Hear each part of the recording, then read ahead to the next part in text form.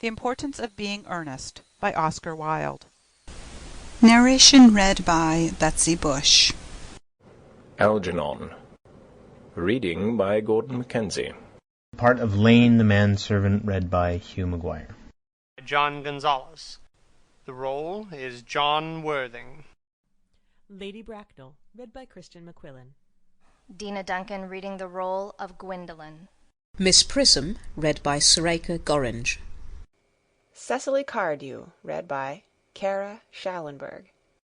Reverend Canon Chasuble, read by Chris Gorringe. Merriman the Butler, read by Peter Yearsley. First Act. Scene: morning room in Algernon's flat in Half Moon Street. The room is luxuriously and artistically furnished. The sound of a piano is heard in the adjoining room. Lane is arranging afternoon tea on the table, and after the music has ceased, Algernon enters. Did you hear what I was playing, Lane? I didn't think it polite to listen, sir. I'm sorry for that, for your sake.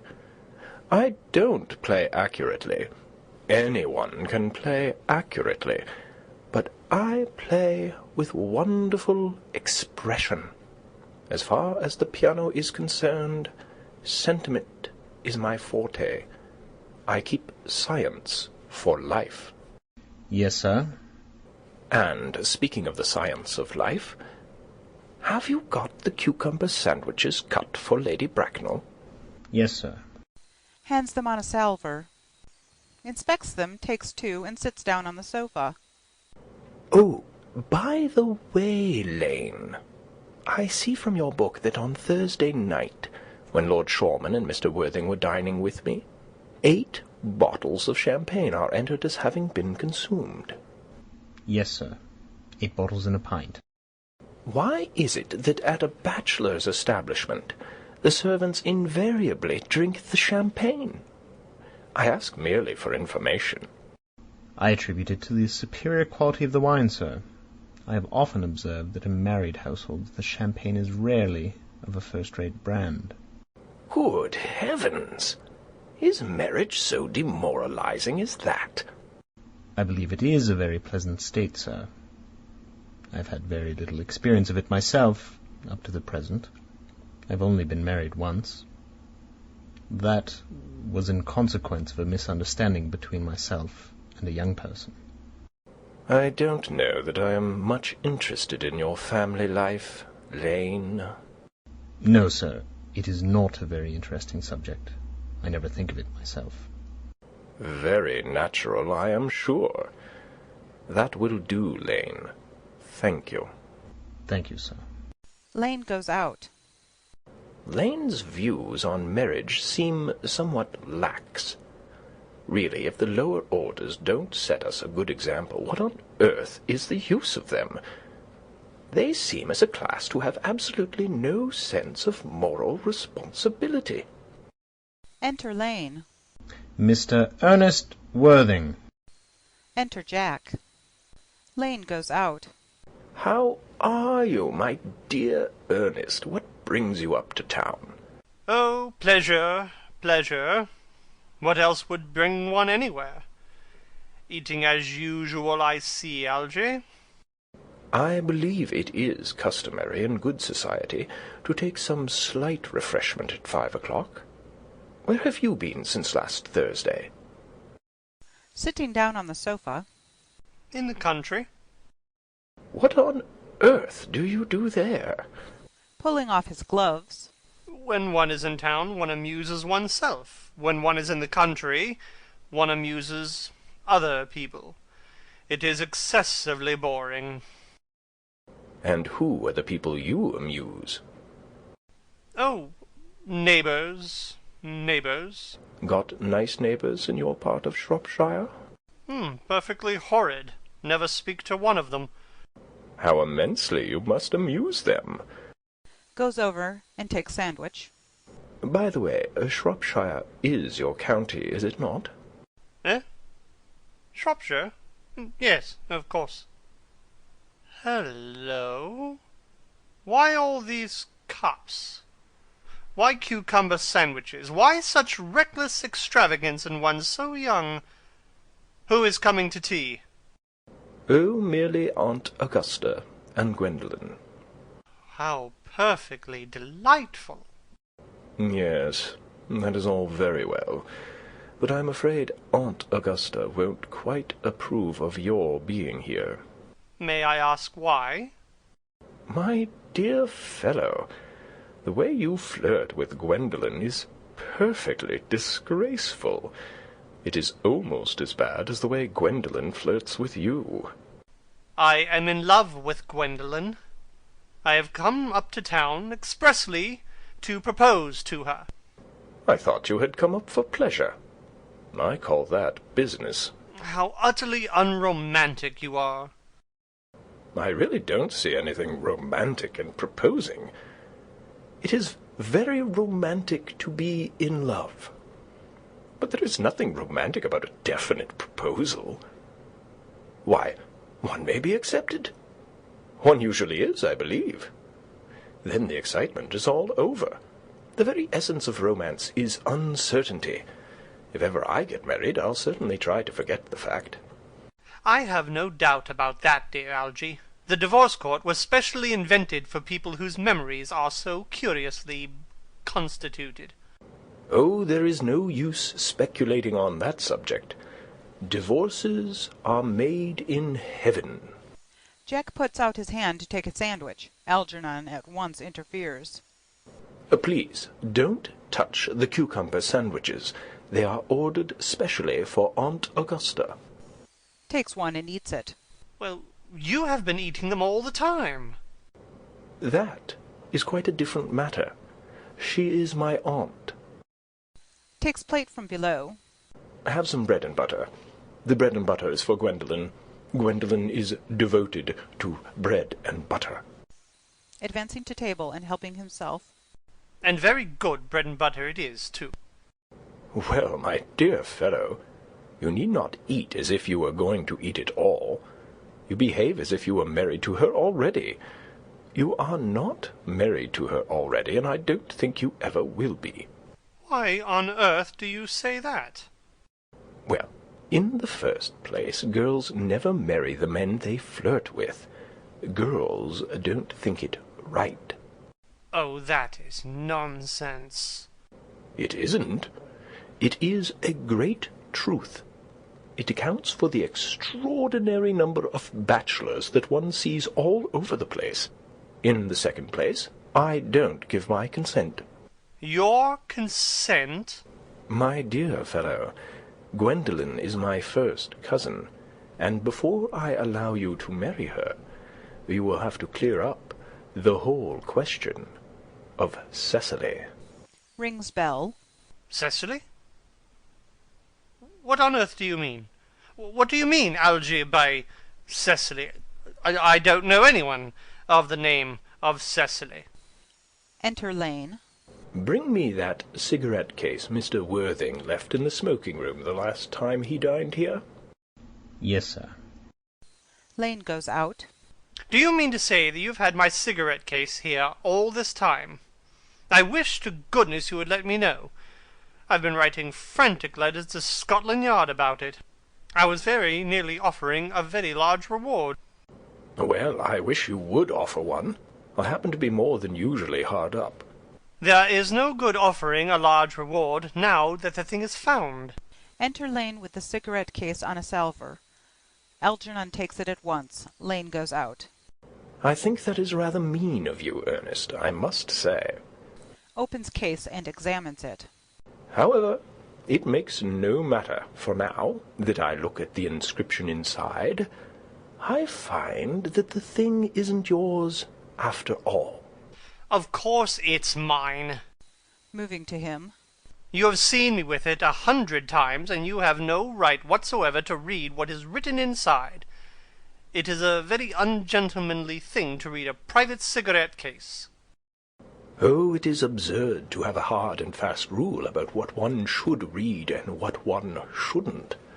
More than half of modern culture depends on what one shouldn't read. I am quite aware of the fact, and I don't propose to discuss modern culture. It isn't the sort of thing one should talk about in private. I simply want my cigarette case back. Yes, but this isn't your cigarette case. This cigarette case is a present from someone of the name of Cecily, and you said you didn't know anyone of that name. Well, if you want to know, Cecily happens to be my aunt. Your aunt? Yes. Charming old lady she is, too. Lives at Tunbridge Wells. Just give it back to me, Algy. Retreating to back of sofa. But why does she call herself Little Cecily, if she is your aunt and lives at Tunbridge Wells? Reading. From Little Cecily, with her fondest love. Moving to sofa and kneeling upon it. My dear fellow, what on earth is there in that? Some aunts are tall, some aunts are not tall. That is a matter that surely any aunt may be allowed to decide for herself. You seem to think that every aunt should be exactly like your aunt. That is absurd. For heaven's sake, give me back my cigarette case. Follows Algernon around the room. Yes, but why does she call you her uncle? From Little Cecily, with her fondest love, to her dear Uncle Jack. There is no objection, I admit, to an aunt being a small aunt. But why an aunt, no matter what her size may be, should call her own nephew her uncle, I can't quite make out. Besides, your name isn't Jack at all. It is Earnest. It isn't Ernest. It's Jack. You have always told me it was Earnest. I have introduced you to everyone as Earnest. You answer to the name of Earnest. You look as if your name was Earnest. You are the most earnest-looking person I have ever seen in my life. It is perfectly absurd your saying that your name isn't Earnest. It's on your cards. Here is one of them. Taking it from case. Mr. Ernest Worthing, B4 the Albany. I'll keep this as a proof that your name is Earnest, if ever you attempt to deny it to me, or to Gwendolen, or to anyone else. Puts the card in his pocket. Well, my name is Ernest in town and Jack in the country, and the cigarette case was given to me in the country. Yes, but that does not account for the fact that your small Aunt Cecily, who lives at Tunbridge Wells, calls you her dear uncle. Come, old boy, you had much better have the thing out at once. My dear Algy, you talk exactly as if you were a dentist. It is very vulgar to talk like a dentist when one isn't a dentist. It produces a false impression. Well, that is exactly what dentists always do. Now go on. Tell me the whole thing. I may mention that I have always suspected you of being a confirmed and secret Bunburyist, and I am quite sure of it now. Bunburyist? What on earth do you mean by a Bunburyist? I'll reveal to you the meaning of that incomparable expression as soon as you are kind enough to inform me why you are Ernest in town and Jack in the country. Well, produce my cigarette case first. Here it is. Hands cigarette case. Now, produce your explanation, and pray, make it improbable. Sits on sofa. My dear fellow, there is nothing improbable about my explanation at all. In fact, it's perfectly ordinary. Old Mr. Thomas Cardew, who adopted me when I was a little boy, made me in his will guardian to his granddaughter, Miss Cecily Cardew. Cecily, who addresses me as her uncle for motives of respect that you could not possibly appreciate, lives at my place in the country under the charge of her admirable governess, Miss Prism. Where is that place in the country, by the way? That is nothing to you, dear boy. You are not going to be invited. I may tell you, candidly, that the place is not in Shropshire. I suspected that, my dear fellow. I have bunburied all over Shropshire on 2 separate occasions. Now, go on. Why are you Ernest in town and Jack in the country? Oh, my dear Algy, I don't know whether you will be able to understand my real motives. You are hardly serious enough. When one is placed in the position of guardian, one has to adopt a very high moral tone on all subjects. It's one's duty to do so. And as a high moral tone can hardly be said to conduce very much to either one's health or one's happiness, in order to get up to town I have always pretended to have a younger brother of the name of Earnest, who lives in the Albany, and gets into the most dreadful scrapes. That, my dear Algy, is the whole truth, pure and simple. The truth is rarely pure and never simple. Modern life would be very tedious if it were either, and modern literature a complete impossibility. That wouldn't at all be a bad thing. Literary criticism is not your forte, my dear fellow. Don't try it. You should leave that to people who haven't been at university. They do it so well in the daily papers. What you really are is a bunburyist. I was quite right in saying you were a bunburyist. You are one of the most advanced bunburyists that I know. What on earth do you mean? You have invented a very useful younger brother called Earnest, in order that you may be able to come to town as often as you like. I have invented an invaluable, permanent invalid called Bunbury, in order that I may be able to go down into the country whenever I choose. Bunbury is perfectly invaluable. If it wasn't for Bunbury's extraordinary bad health, for instance, I wouldn't be able to dine with you at Willis's tonight, for I have been engaged to Aunt Augusta for more than a week. I haven't asked you to dine with me anywhere tonight. I know. You are absurdly careless about sending out invitations. It is very foolish of you. Nothing annoys people so much as not receiving invitations. You had much better dine with your Aunt Augusta. I haven't the smallest intention of doing anything of the kind. To begin with, I dined there on Monday, and once a week is quite enough to dine with one's own relations. In the second place, whenever I do dine there, I am always treated as a member of the family, and sent down with either no woman at all, or 2. In the third place, I know perfectly well whom she will place me next to tonight.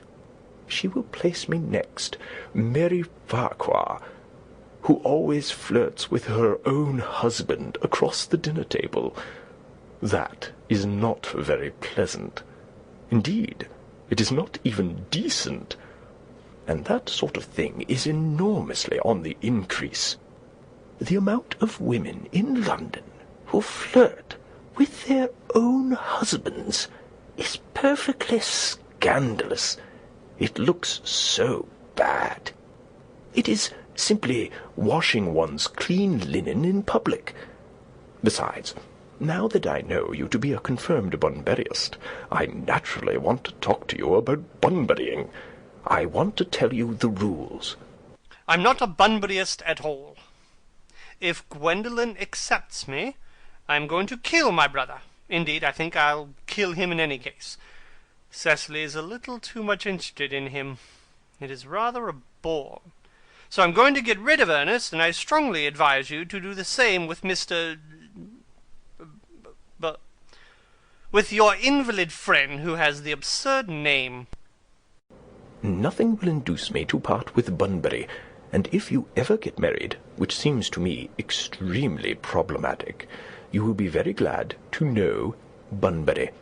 A man who marries without knowing Bunbury has a very tedious time of it. That is nonsense.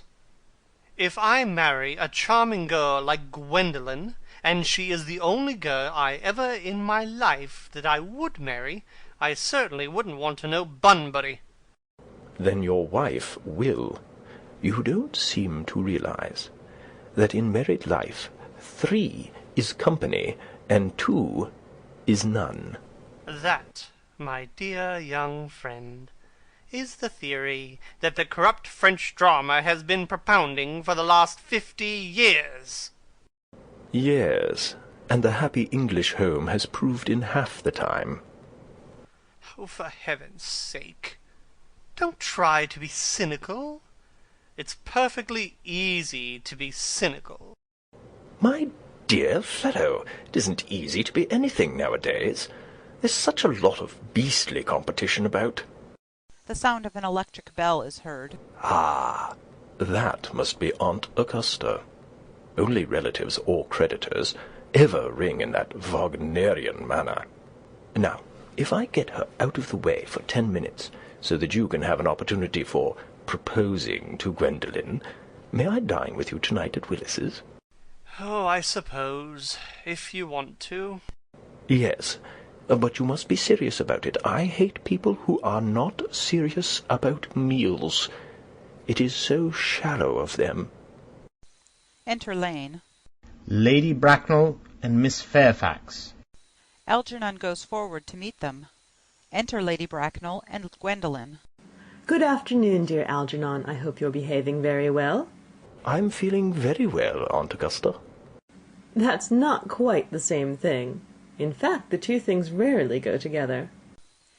Sees Jack and bows to him with icy coldness. To Gwendolen. Dear me, you are smart. I am always smart. Am I not, Mr. Worthing? You're quite perfect, Miss Fairfax. Oh, I hope I am not that. It would leave no room for developments. And I intend to develop in many directions. Gwendolen and Jack sit down together in the corner. I'm sorry if we are a little late, Algernon, but I was obliged to call on dear Lady Harbury. I hadn't been there since her poor husband's death. I never saw a woman so altered. She looks quite 20 years younger. And now I'll have a cup of tea and one of those nice cucumber sandwiches you promised me. Certainly, Aunt Augusta. Goes over to tea table.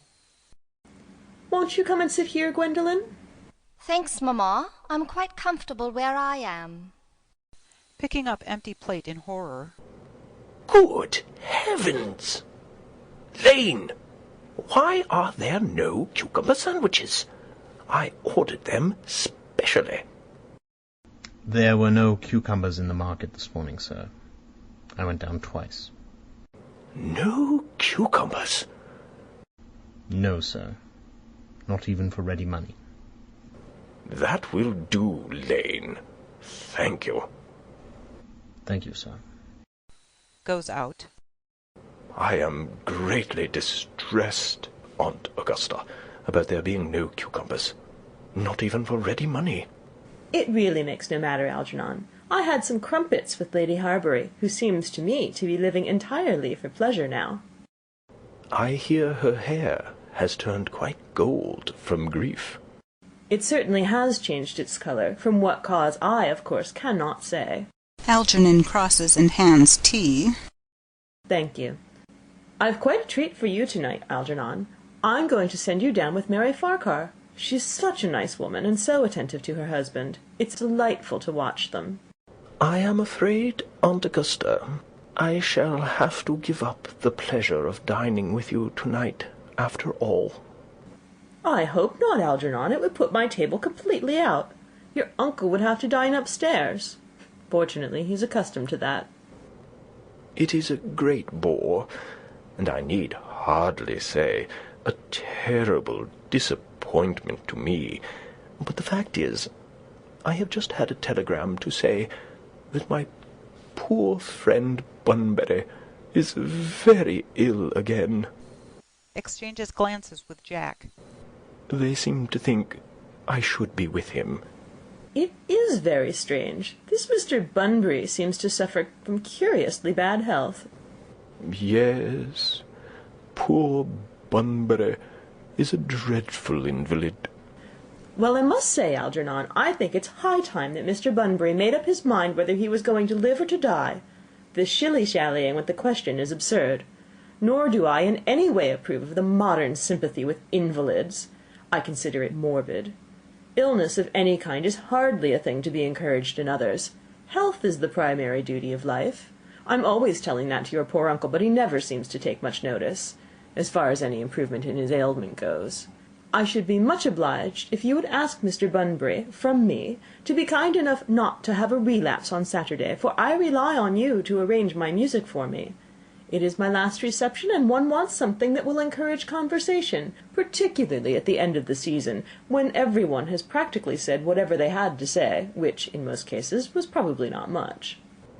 I'll speak to Bunbury, Aunt Augusta, if he is still conscious, and I think I can promise you he'll be all right by Saturday. Of course, the music is a great difficulty.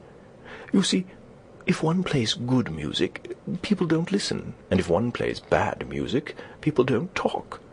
But I'll run over the program I've drawn out, if you will kindly come into the next room for a moment. Thank you, Algernon. It is very thoughtful of you. Rising and following Algernon. I'm sure the program will be delightful, after a few expurgations. French songs I cannot possibly allow. People always seem to think that they are improper, and either look shocked, which is vulgar, or laugh, which is worse. But German sounds a thoroughly respectable language, and indeed I believe is so. Gwendolen, you will accompany me. Certainly, mamma. Lady Bracknell and Algernon go into the music room. Gwendolen remains behind. Charming day it has been, Miss Fairfax. Pray don't tell me about the weather, Mr. Worthing. Whenever people talk to me about the weather, I always feel quite certain that they mean something else, and that makes me so nervous. I do mean something else. I thought so. In fact, I am never wrong. And I would like to be allowed to take advantage of Lady Bracknell's temporary absence. I would certainly advise you to do so. Mamma has a way of coming back suddenly into her room that I have often had to speak to her about. Miss Fairfax, ever since I met you, I have admired you more than any girl I have ever met, since I met you. Yes, I am quite well aware of the fact, and I often wish that in public, at any rate, you had been more demonstrative. For me, you have always had an irresistible fascination. Even before I met you, I was far from indifferent to you. Jack looks at her in amazement. We live, as I hope you know, Mr. Worthing, in an age of ideals. The fact is constantly mentioned in the more expensive monthly magazines, and has reached the provincial pulpits, I am told. And my ideal has always been to love someone of the name of Earnest. There is something in that name that inspires absolute confidence.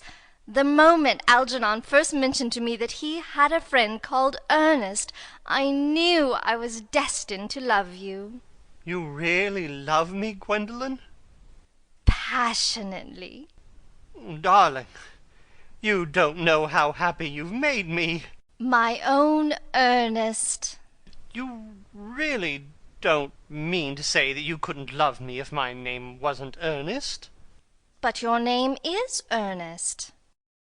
Yes, I know it is. But supposing it was something else, did you mean to say that you couldn't love me then? Ah, that is clearly a metaphysical speculation, and, like most metaphysical speculations, has very little reference at all to the actual facts of real life as we know them. Personally, darling, to speak quite candidly, I don't much care about the name of Earnest. I don't think it suits me at all. It suits you perfectly. It is a divine name. It has a music of its own. It produces vibrations. Well, really, Gwendolen, I must say that I think there are lots of other much nicer names. I think Jack, for instance, a charming name. Jack? No, there's very little music in the name Jack. If any at all, indeed. It does not thrill. It produces absolutely no vibrations. I have known several Jacks, and they all, without exception, were more than usually plain. Besides, Jack is a notorious domesticity for John, and I pity any woman who is married to a man called John. She would probably never be allowed to know the entrancing pleasure of a single moment's solitude. The only safe name is Earnest. Gwendolen, I must get christened at once. I mean, we must get married at once. There's no time to be lost. Married, Mr. Worthing? Well, surely. You know that I love you, and you led me to believe, Miss Fairfax, that you were not absolutely indifferent to me. I adore you, but you haven't proposed to me yet. Nothing has been said at all about marriage. The subject has not even been touched on. Well, may I propose to you now? I think it would be an admirable opportunity, and to spare you any possible disappointment, Mr. Worthing, I think it only fair to tell you quite frankly beforehand that I am fully determined to accept you. Gwendolen! Yes, Mr. Worthing? What have you got to say to me? You know what I've got to say to you. Yes, but you don't say it. Gwendolen, will you marry me? Goes on his knees. Of course I will, darling. How long you have been about it. I am afraid you have had very little experience in how to propose. My own one. I have never loved anyone in the world but you. Yes, but men often propose for practice. I know my brother Gerald does. All my girlfriends tell me so. What wonderfully blue eyes you have, Ernest. They are quite, quite blue. I hope you will always look at me just like that, especially when there are other people present. Enter Lady Bracknell. Mr. Worthing, rise, sir, from this semi-recumbent posture. It's most indecorous. Mamma! He tries to rise. She restrains him. I must beg you to retire. This is no place for you. Besides, Mr. Worthing has not quite finished yet. Finished what, may I ask? I am engaged to Mr. Worthing, Mamma. They rise together. Pardon me, you are not engaged to anyone. When you do become engaged to someone, I or your father, should his health permit him, will inform you of the fact. An engagement should come on a young girl as a surprise, pleasant or unpleasant, as the case may be. It's hardly a matter that she should be allowed to arrange for herself. And now I have a few questions to put to you, Mr. Worthing. While I'm making these inquiries, you, Gwendolen, will wait for me below in the carriage. Mamma! In the carriage, Gwendolen. Gwendolen goes to the door. She and Jack blow kisses to each other behind Lady Bracknell's back. Lady Bracknell looks vaguely about as if she could not understand what the noise was. Finally turns around. Gwendolen, the carriage. Yes, Mamma. Goes out, looking back at Jack. Sitting down. You can take a seat, Mr. Worthing. Looks in her pocket for notebook and pencil. Thank you, Lady Bracknell. I prefer standing. Pencil and notebook in hand. I feel bound to tell you that you are not down on my list of eligible young men, although I have the same list as the dear Duchess of Bolton has. We work together, in fact. However, I am quite ready to enter your name, should your answers be what a really affectionate mother requires. Do you smoke? Well, yes, I must admit I smoke. I am glad to hear it. A man should always have an occupation of some kind. There are far too many idle men in London as it is. How old are you? 29. A very good age to be married at. I have always been of the opinion that a man who desires to get married should either know everything or nothing. Which do you know? I know nothing, Lady Bracknell. I am pleased to hear it. I do not approve of anything that tampers with natural ignorance. Ignorance is like a delicate exotic fruit. Touch it and the bloom is gone. The whole theory of modern education is radically unsound. Fortunately, in England at any rate, education produces no effect whatsoever. If it did, it would provide a serious danger to the upper classes, and probably lead to acts of violence in Grosvenor Square. What is your income? Between 7,000 and 8,000 a year. Makes a note in her book. In land or in investments? In investments, chiefly. That is satisfactory. What between the duties expected of one during one's lifetime, and the duties extracted from one after one's death, land has ceased to be either a profit or a pleasure. It gives one position, and prevents one from keeping it up. That's all that can be said about land. I have a country house, with some land, of course, attached to it, about 1,500 acres, I believe, but I don't depend on that for my real income. In fact, as far as I can make out, the poachers are the only people who make anything of it. A country house? How many bedrooms? Well, that point can be cleared up afterwards. You have a townhouse, I hope. A girl with a simple, unspoiled nature like Gwendolen could hardly be expected to reside in the country. Well, I own a house in Belgrave Square, but it is let by the year to Lady Bloxham. Of course, I can get it back whenever I like at 6 months' notice. Lady Bloxham? I don't know her. Oh, she goes about very little. She is a lady considerably advanced in years. Ah, nowadays that is no guarantee of respectability of character. What number in Belgrave Square? 149. Shaking her head. The unfashionable side. I thought there was something. However, that could be easily altered. Do you mean the fashion or the side? Both, if necessary, I presume. What are your politics? Well, I am afraid I really have none. I am a liberal unionist. Oh, they count as Tories. They dine with us, or come in the evening at any rate. Now, to minor matters. Are your parents living? I have lost both my parents. To lose one parent, Mr. Worthing, may be regarded as a misfortune. To lose both looks like carelessness. Who was your father? He was evidently a man of some wealth. Was he born in what the Radical papers call the purple of commerce, or did he rise from the ranks of the aristocracy? I am afraid I really don't know. The fact is, Lady Bracknell, I said I had lost my parents. It would be nearer the truth to say that my parents seem to have lost me. I don't actually know who I am by birth. I was... well, I was found. Found? The late Mr. Thomas Cardew, an old gentleman of a very charitable and kindly disposition, found me, and gave me the name of Worthing, because he happened to have a first-class ticket for Worthing in his pocket at the time. Worthing is a place in Sussex. It's a seaside resort. Where did the charitable gentleman, who had a first-class ticket for this seaside resort, find you? In a handbag. A handbag? Yes, Lady Bracknell. I was in a handbag.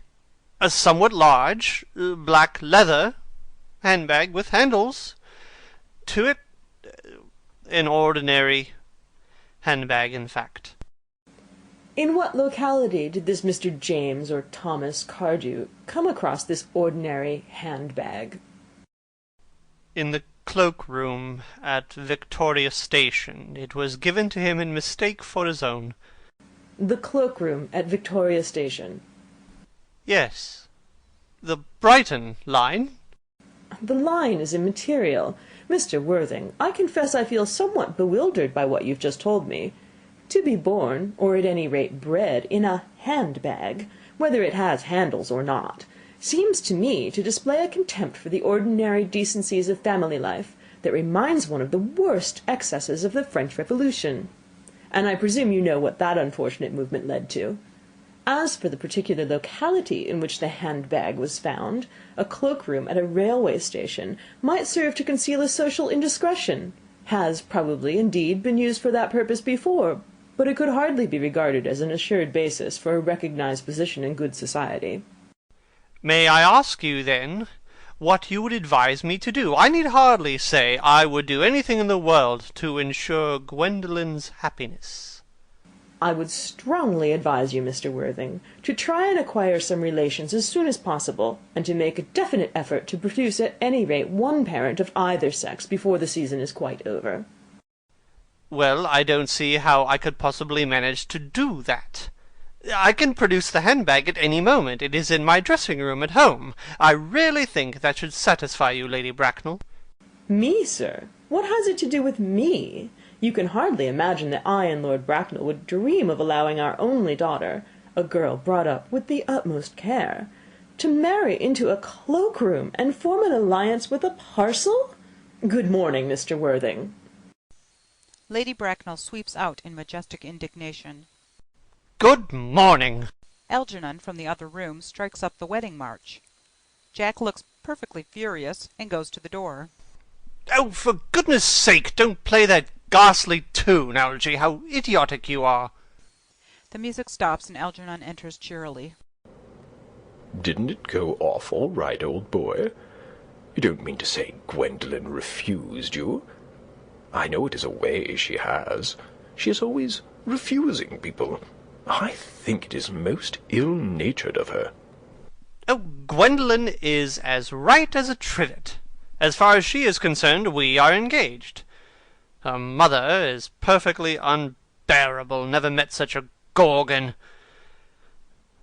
I don't really know what a gorgon is like, but I'm quite sure that Lady Bracknell is one. In any case, she is a monster without being a myth, which is rather unfair. I beg your pardon, Algy. I suppose I shouldn't talk about your own aunt in that way before you. My dear boy, I love hearing my relations abused. It is the only thing that makes me put up with them at all. Relations are simply a tedious pack of people who haven't got the remotest knowledge of how to live, nor the smallest instinct about when to die. Oh, that is nonsense. It isn't. Well, I won't argue about the matter. You always want to argue about things. That is exactly what things were originally made for. Upon my word, if I thought that, I'd shoot myself. You don't think there's any chance of Gwendolen becoming like her mother in about 150 years, do you, Algy? All women become like their mothers. That is their tragedy. No man does. That's his. Is that clever? It is perfectly phrased, and quite as true as any observation in civilized life should be. I am sick to death of cleverness. Everybody is clever nowadays. You can't go anywhere without meeting clever people. The thing has become an absolute public nuisance. I wish to goodness we had a few fools left. We have. I should extremely like to meet them. What do they talk about? The fools? Oh, about the clever people, of course. Oh, what fools. By the way, did you tell Gwendolen the truth about your being Earnest in town and Jack in the country? My dear fellow, the truth isn't quite the sort of thing one tells to a nice, sweet, refined girl. What extraordinary ideas you have about the way to behave to a woman. The only way to behave to a woman is to make love to her, if she is pretty, and to someone else, if she is plain. Oh, that is nonsense. What about your brother? What about profligate Earnest?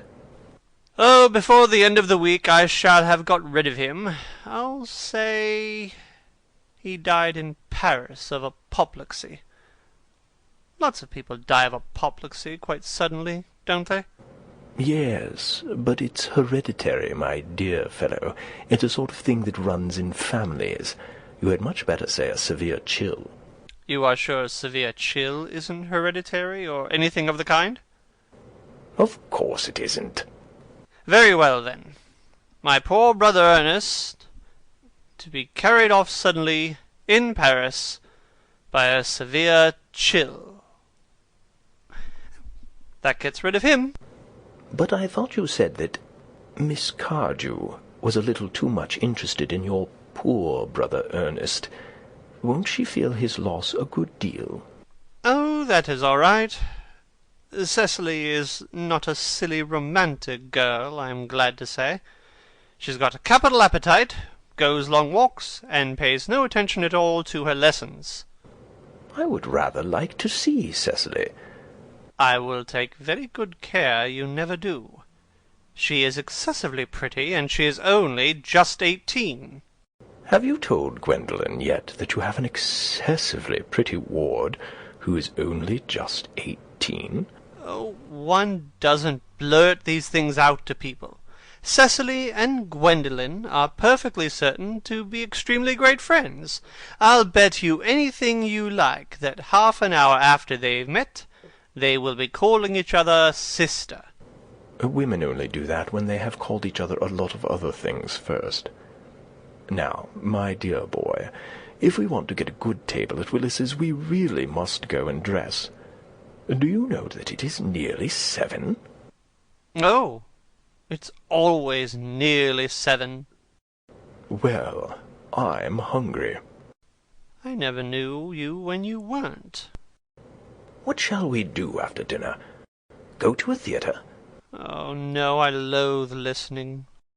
Well, let us go to the club. Oh, no, I hate talking. Well, we might trot round to the Empire at 10. Oh, no, I can't bear looking at things. It is so silly. Well, what shall we do? Nothing. It is awfully hard work doing nothing. However, I don't mind hard work when there is no definite object of any kind. Enter Lane. Miss Fairfax. Enter Gwendolen. Lane goes out. Gwendolen, upon my word. Algy, kindly turn your back. I have something very particular to say to Mr. Worthing. Really, Gwendolen, I don't think I can allow this at all. Algy, you always adopt a strictly immoral attitude towards life. You're not quite old enough to do that. Algernon retires to the fireplace. My own darling. Ernest, we may never be married. From the expression on Mamma's face, I fear we never shall. Few parents nowadays pay any regard to what their children say to them. The old-fashioned respect for the young is fast dying out, and whatever influence I ever had over Mamma, I lost at the age of 3. But although she may prevent us from becoming man and wife, and I may marry someone else, and marry often, nothing that she can possibly do can alter my eternal devotion to you. Dear Gwendolen. The story of your romantic origin, as related to me by Mamma, with unpleasing comments, has naturally stirred the deeper fibres of my nature. Your Christian name has an irresistible fascination. The simplicity of your character makes you exquisitely incomprehensible to me. Your town address at the Albany I have. What is your address in the country? The Manor House, Woolton, Hertfordshire. Algernon, who has been carefully listening, smiles to himself and writes the address on his shirt cuff, then picks up the railway guide. There is a good postal service, I suppose. It may be necessary to do something desperate. That, of course, will require serious consideration. I will communicate with you daily. My own one. How long do you remain in town? Till Monday. Good. Algy, you may turn around now. Thanks, I've turned round already. You may also ring the bell. You will let me see you to your carriage, my own darling? Certainly. To Lane, who now enters. I will see Miss Fairfax out. Yes, sir. Jack and Gwendolen go off. Lane presents several letters on a salver to Algernon. It is to be surmised that they are bills, as Algernon, after looking at the envelopes, tears them up. A glass of sherry, Lane. Yes, sir. Tomorrow, Lane, I'm going bunburying. Yes, sir. I shall probably not be back till Monday. You can put up my dress clothes, my smoking jacket, and all the Bunbury suits. Yes, sir. Handing sherry. I hope tomorrow will be a fine day, Lane. It never is, sir. Lane, you're a perfect pessimist. I do my best to give satisfaction, sir. Enter Jack. Lane goes off. There's a sensible, intellectual girl. The only girl I ever cared for in my life. Algernon is laughing immoderately. What on earth are you so amused at? Oh, I'm a little anxious about poor Bunbury, that is all. If you don't care, your friend Bunbury will get you into a very serious scrape one day. I love scrapes. They are the only things that are never serious. Oh, that's nonsense, Algy. You never talk anything but nonsense. Nobody ever does. Jack looks indignantly at him and leaves the room. Algernon lights a cigarette, reads his shirt cuff, and smiles. End of Act 1. The Importance of Being Earnest by Oscar Wilde. Second Act. Scene: garden at the manor house. A flight of grey stone steps leads up to the house. The garden, an old-fashioned one, full of roses. Time of year, July. Basket chairs and a table covered with books are set under a large yew tree. Miss Prism discovered seated at the table. Cecily is at the back watering flowers. Cecily? Cecily! Surely such a utilitarian occupation as the watering of flowers is rather Moulton's duty than yours, especially at a moment when intellectual pleasures await you. Your German grammar is on the table. Pray open it at page 15. We will repeat yesterday's lesson. Coming over very slowly. But I don't like German. It isn't at all a becoming language. I know perfectly well that I look quite plain after my German lesson. Child, you know how anxious your guardian is that you should improve yourself in every way. He laid particular stress on your German, as he was leaving for town yesterday. Indeed, he always lays stress on your German when he's leaving for town. Dear Uncle Jack is so very serious. Sometimes he is so serious that I think he cannot be quite well. Drawing herself up. Your guardian enjoys the best of health, and his gravity of demeanour is especially to be commended in one so comparatively young as he is.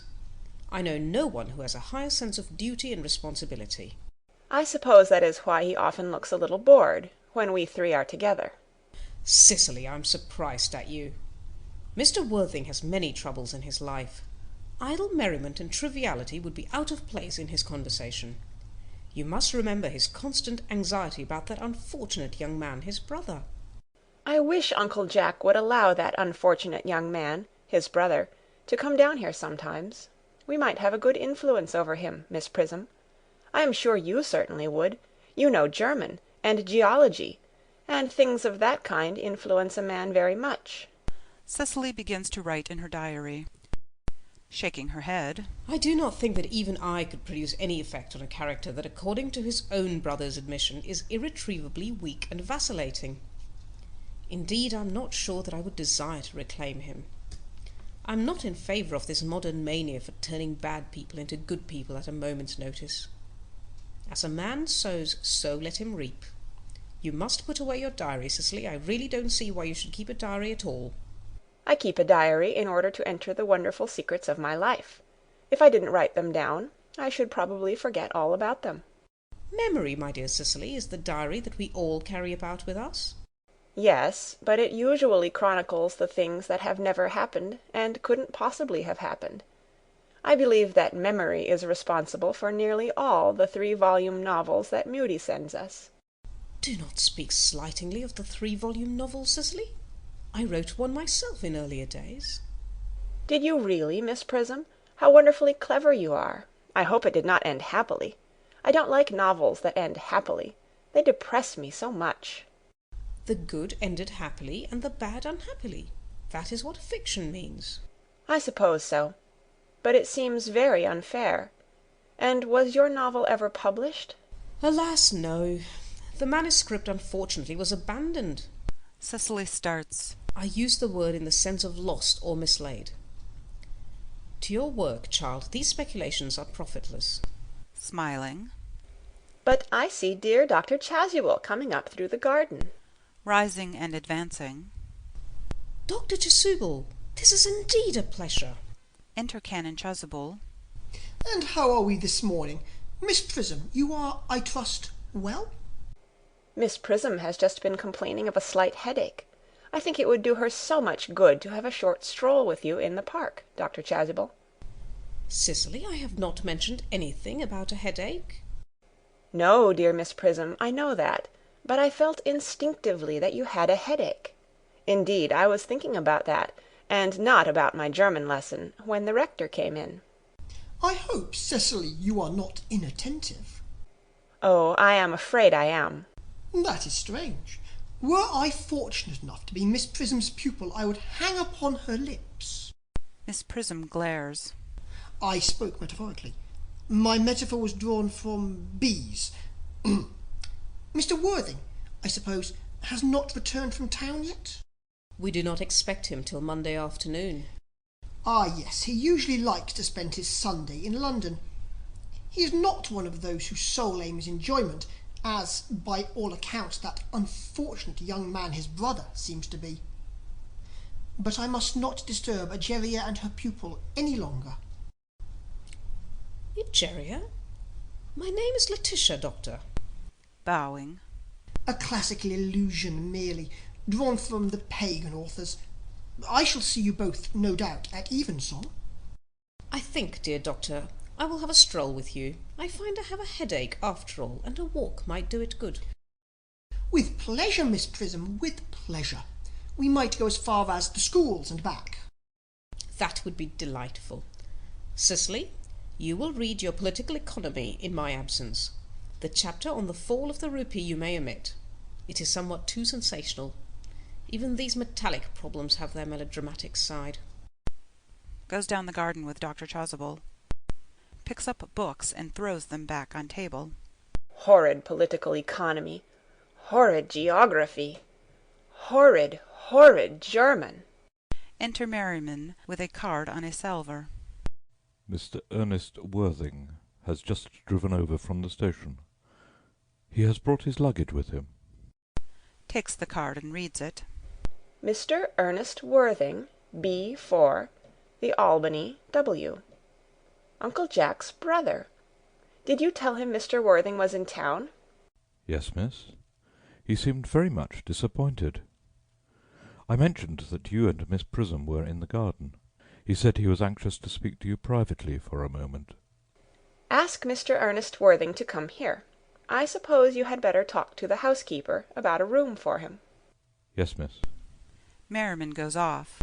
I have never met any really wicked person before. I feel rather frightened. I'm so afraid he will look just like everyone else. Enter Algernon, very gay and debonair. He does. Raising his hat.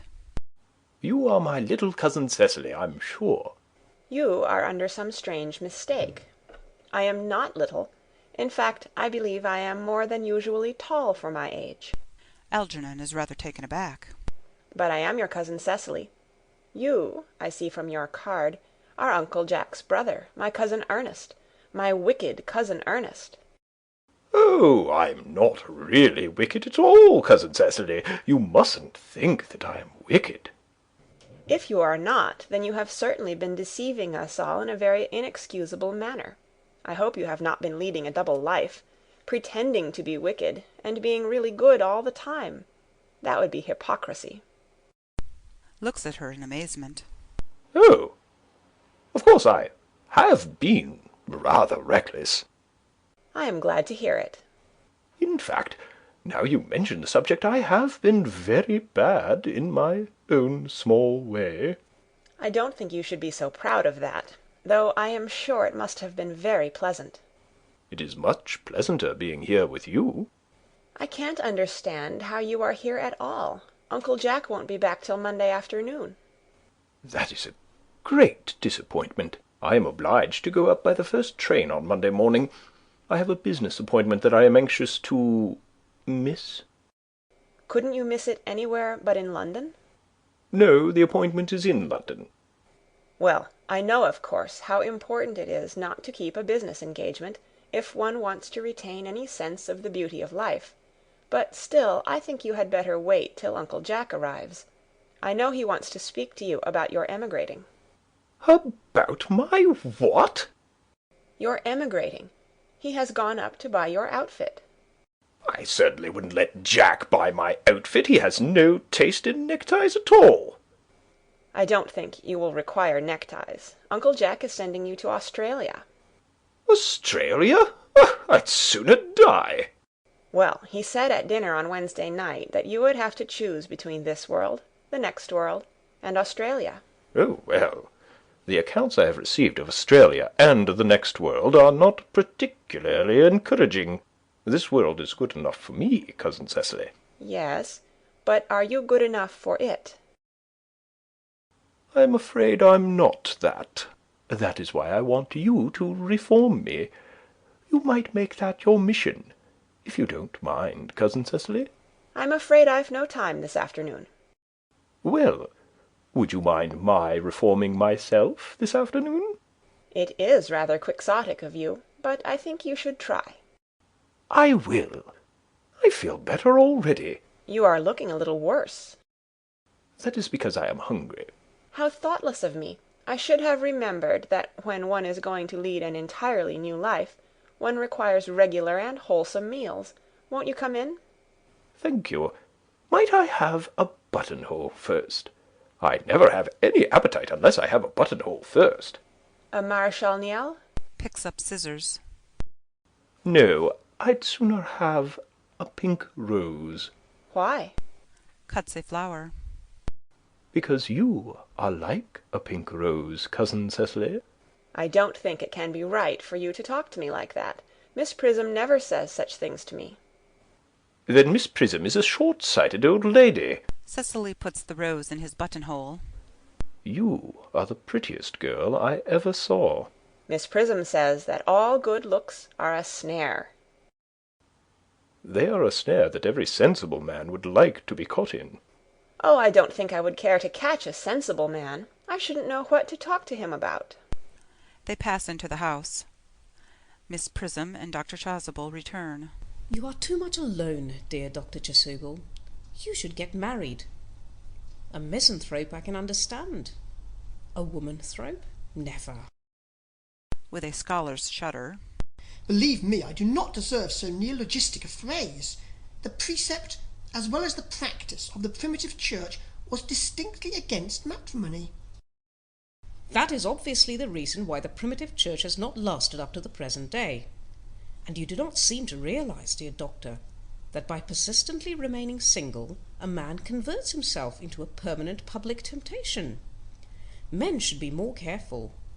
This very celibacy leads weaker vessels astray.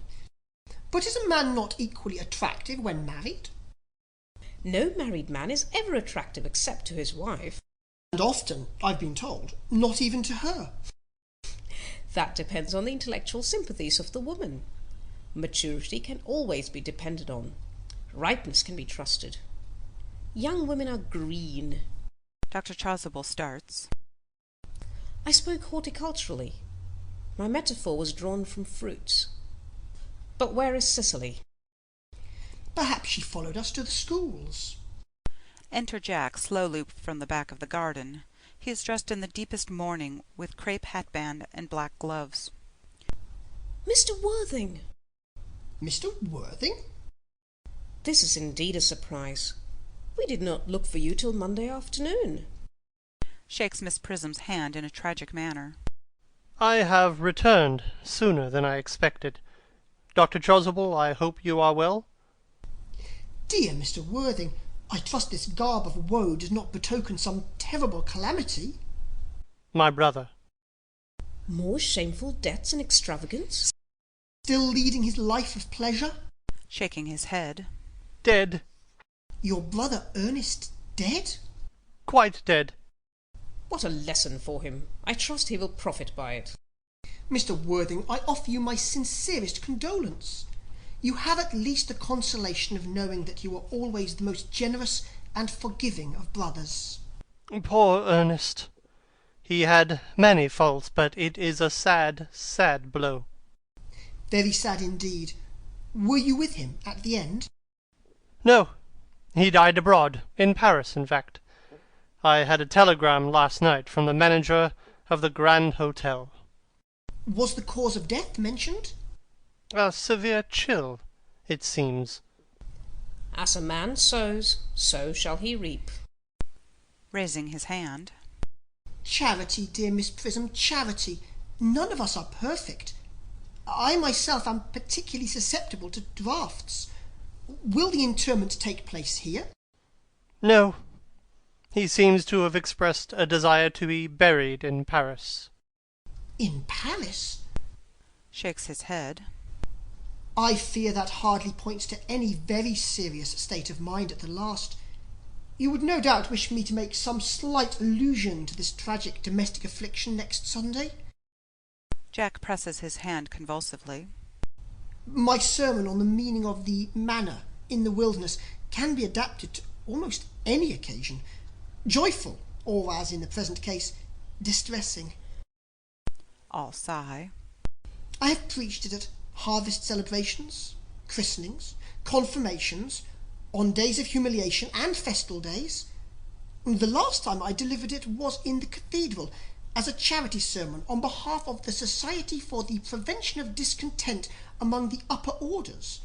The bishop, who was present, was much struck by some of the analogies I drew. Ah, that reminds me, you mentioned christening, I think, Dr. Chasuble. I suppose you know how to christen all right? Dr. Chasuble looks astounded. I mean, of course, you are continually christening, aren't you? It is, I regret to say, one of the rector's most constant duties in this parish. I have often spoken to the poorer classes on the subject, but they don't seem to know what thrift is. But is there any particular infant in whom you are interested, Mr. Worthing? Your brother was, I believe, unmarried, was he not? Oh, yes. People who live entirely for pleasure usually are. But it is not for any child, dear doctor. I am very fond of children. No, the fact is, I would like to be christened myself this afternoon, if you have nothing better to do. But surely, Mr. Worthing, you have been christened already. I don't remember anything about it. But you have any grave doubts on the subject? I certainly intend to have. Of course, I don't know if the thing would bother you in any way, or if you think I am a little too old now. Not at all. The sprinkling, and indeed the immersion of adults, is a perfectly canonical practice. Immersion? You need have no apprehensions. Sprinkling is all that is necessary, or indeed, I think, advisable. Our weather is so changeable. At what hour would you wish the ceremony performed? Oh, I might trot round about 5, if that would suit you. Oh, perfectly, perfectly. In fact, I have 2 similar ceremonies to perform at that time. A case of twins that occurred recently in one of the outlying cottages on your old estate. Poor Jenkins the carter, a most hard-working man. Oh, I don't see much fun in being christened along with other babies. It would be childish. Would 5:30 do? Admirably, admirably. Takes out watch. And now, dear Mr. Worthing, I will not intrude any longer into a house of sorrow. I would merely beg you not to be too much bowed down by grief. What seem to us bitter trials are often blessings in disguise. This seems to me a blessing of an extremely obvious kind. Enter Cecily from the house. Uncle Jack! Oh, I am pleased to see you back. But what horrid clothes you have got on. Do go and change them. Cecily! My child, my child. Cecily goes towards Jack. He kisses her brow in a melancholy manner.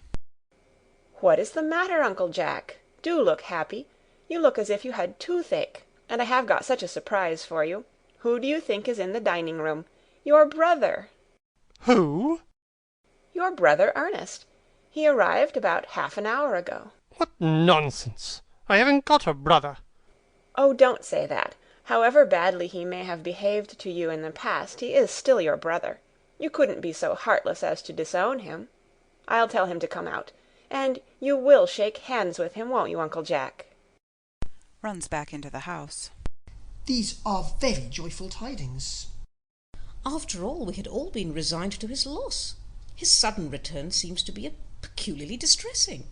My brother is in the dining room. I don't know what it all means. I think it is perfectly absurd. Enter Algernon and Cecily hand in hand. They come slowly up to Jack. Good heavens! Motions Algernon away. Brother John, I have come down from town to tell you that I am very sorry for all the trouble I have given you, and that I intend to lead a better life in the future. Jack glares at him and does not take his hand. Uncle Jack, you are not going to refuse your own brother's hand. Nothing will induce me to take his hand. I think his coming down here disgraceful. He knows perfectly well why. Uncle Jack, do be nice. There is some good in everyone. Ernest has just been telling me about his poor invalid friend Mr. Bunbury, whom he goes to visit so often. And surely there must be much good in one who is kind to an invalid, and leaves the pleasures of London to sit by a bed of pain. Oh, he has been talking about Bunbury, has he? Yes, he has told me all about poor Mr. Bunbury and his terrible state of health. Bunbury. Well, I won't have you talk to him about Bunbury or about anything else. It is enough to drive one perfectly frantic. Of course I admit that the faults were all on my side, but I must say that I think that Brother John's coldness to me is peculiarly painful. I expected a more enthusiastic welcome, especially considering it is my first time I have come here. Uncle Jack, if you don't shake hands with Ernest, I will never forgive you. Never forgive me? Never, never, never. Well, this is the last time I shall ever do it. Shakes with Algernon and glares. It's pleasant, is it not, to see so perfect a reconciliation? I think we might leave the two brothers together. Cecily, you will come with us. Certainly, Miss Prism. My little task of reconciliation is over. You have done a beautiful action today, dear child. We must not be premature in our judgments. I feel very happy. They all go off except Jack and Algernon. You young scoundrel! Algy, you must get out of this place as soon as possible. I don't allow any bunburying here. Enter Merriman. I have put Mr. Earnest's things in the room next to yours, sir. I suppose that is all right. What? Mr. Earnest's luggage, sir. I have unpacked it and put it in the room next to your own. His luggage? Yes, sir. 3 portmanteaus, a dressing-case, 2 hat-boxes, and a large luncheon basket. I am afraid I can't stay more than a week this time. Merriman, order the dog-cart at once. Mr. Ernest has suddenly been called back to town. Yes, sir. Goes back into the house. What a fearful liar you are, Jack. I have not been called back to town at all. Yes, you have. I haven't heard anyone call me. Your duty as a gentleman calls you back. My duty as a gentleman has never interfered with my pleasures in the smallest degree. I can quite understand that. Well, Cecily is a darling. You are not to talk of Miss Cardew like that. I don't like it. Well, I don't like your clothes. You look perfectly ridiculous in them. Why on earth don't you go up and change? It is perfectly childish to be in deep mourning for a man who is actually staying for a whole week with you in your house as a guest. I call it grotesque. You are certainly not staying with me for a whole week as a guest or anything else. You have got to leave by the 4:05 train. I certainly won't leave so long as you are in mourning. It would be most unfriendly. If I were in mourning, you would stay with me, I suppose. I should think it very unkind if you didn't. Well, will you go if I change my clothes? Yes, if you are not too long. I never saw anybody take so long to dress, and with such little result. Well, at any rate, this is better than being always overdressed, as you are. If I am occasionally a little overdressed, I make up for it by being always immensely over-educated. Your vanity is ridiculous, your conduct an outrage, and your presence in my garden utterly absurd. However, you have got to catch the 4:05, and I hope you will have a pleasant journey back to town. This bunburying, as you call it, has not been a great success for you. Goes into the house. I think it has been a great success. I'm in love with Cecily, and that is everything. Enter Cecily at the back of the garden. She picks up the can and begins to water the flowers. But I must see her before I go, and make arrangements for another Bunbury. Ah, there she is. Oh, I merely came back to water the roses. I thought you were with Uncle Jack. He's gone to order the dog-cart for me. Oh, is he going to take you for a nice drive? He's going to send me away. Then have we got to part? I'm afraid so. It's a very painful parting. It is always painful to part from people whom one has known for a very brief space of time. The absence of old friends one can endure with equanimity, but even a momentary separation from anyone to whom one has just been introduced is almost unbearable. Thank you. Enter Merriman. The dog-cart is at the door, sir. Algernon looks appealingly at Cecily. It can wait, Merriman, for 5 minutes. Yes, miss. Exit Merriman. I hope, Cecily, I shall not offend you if I state quite frankly and openly that you seem to me to be, in every way, the visible personification of absolute perfection. I think your frankness does you great credit, Ernest. If you will allow me, I will copy your remarks into my diary. Goes over to table and begins writing in diary. Do you really keep a diary? I'd give anything to look at it. May I? Oh, no. Puts her hand over it. You see, it is simply a very young girl's record of her own thoughts and impressions, and consequently meant for publication. When it appears in volume form, I hope you will order a copy. But pray, Ernest, don't stop. I delight in taking down from dictation. I have reached absolute perfection. You can go on. I am quite ready for more. Somewhat taken aback. Oh, don't cough, Ernest.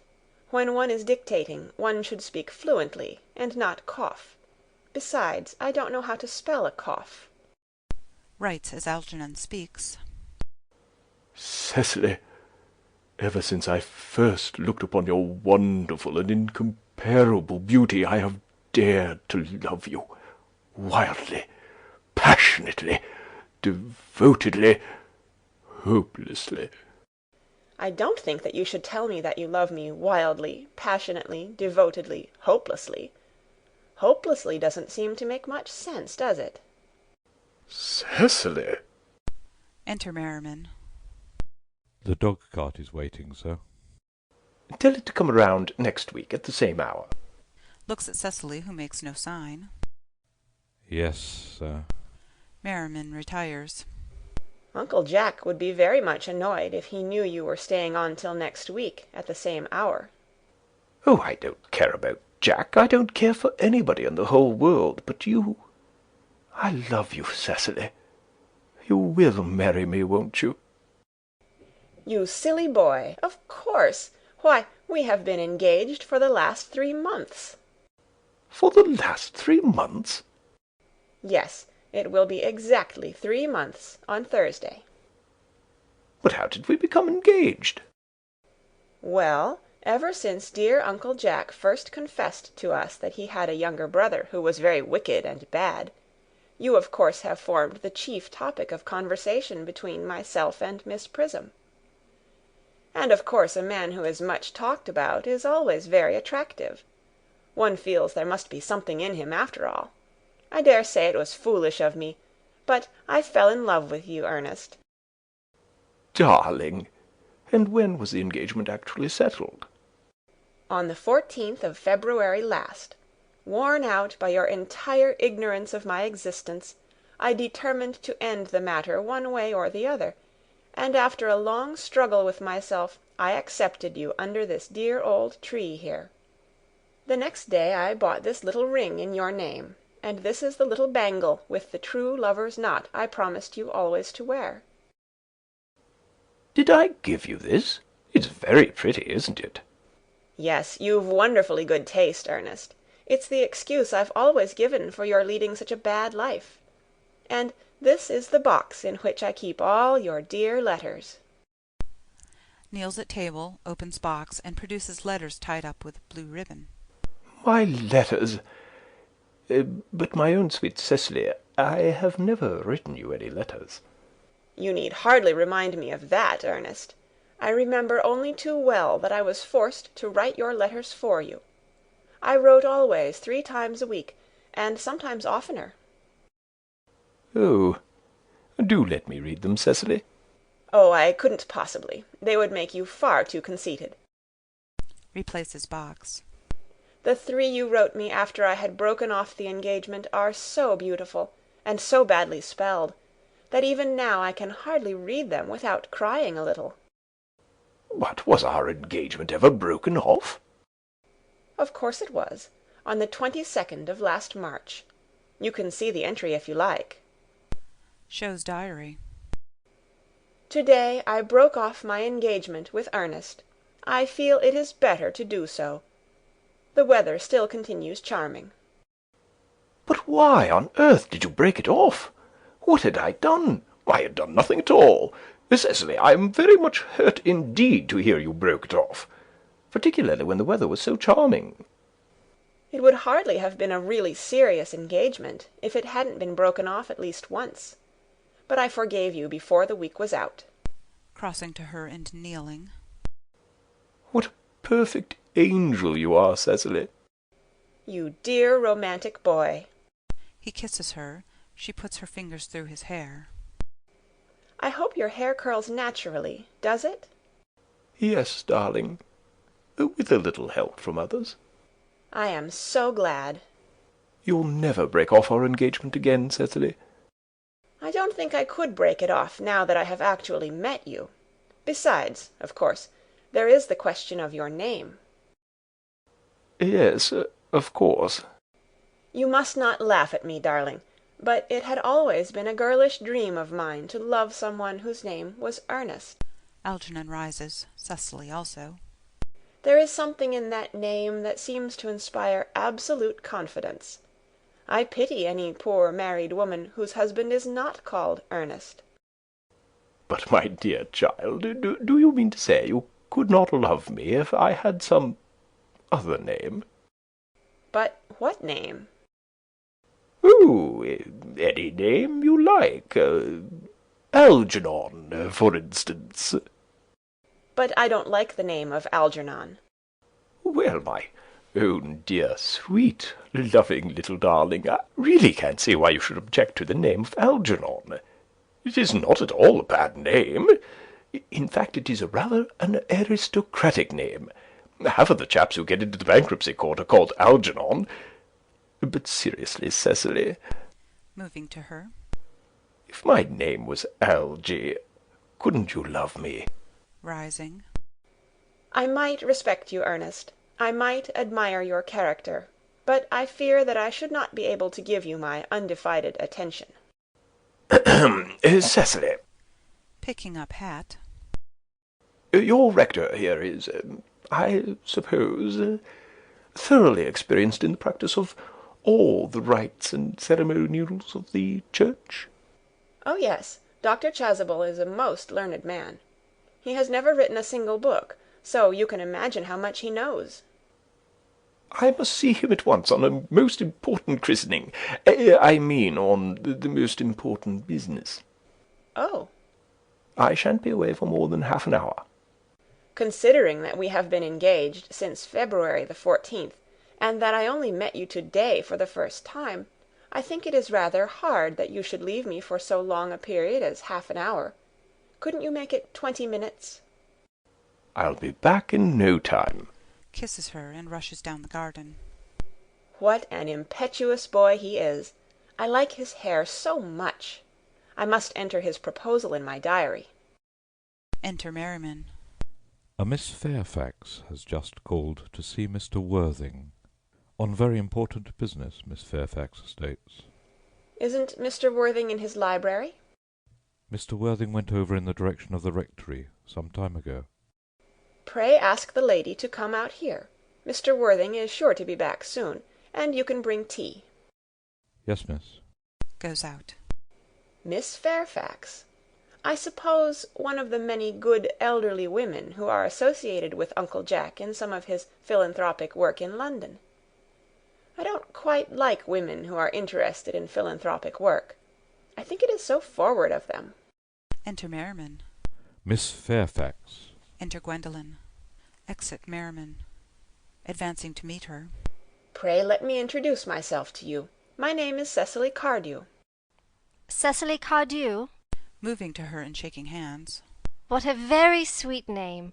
Something tells me that we are going to be great friends. I like you already, more than I can say. My first impressions of people are never wrong. How nice of you to like me so much, after we have known each other such a comparatively short time. Pray sit down. Still standing up. I may call you Cecily, may I not? With pleasure. And you will always call me Gwendolen, won't you? If you wish. Then that is all quite settled, is it not? I hope so. A pause. They both sit down together. Perhaps this might be a favourable opportunity for my mentioning who I am. My father is Lord Bracknell. You've never heard of Papa, I suppose? I don't think so. Outside the family circle, Papa, I am glad to say, is entirely unknown. I think that is quite as it should be. The home seems to me to be the proper sphere for the man, and certainly once a man begins to neglect his domestic duties he becomes painfully effeminate, does he not? And I don't like that. It makes men so very attractive. Cecily, Mamma, whose views on education are remarkably strict, has brought me up to be extremely short-sighted. It is part of her system. So do you mind my looking at you through my glasses? Oh, not at all, Gwendolen. I am very fond of being looked at. After examining Cecily carefully through a lorgnette. You are here on a short visit, I suppose? Oh, no. I live here. Really? Your mother, no doubt, or some female relative of advanced years, resides here also?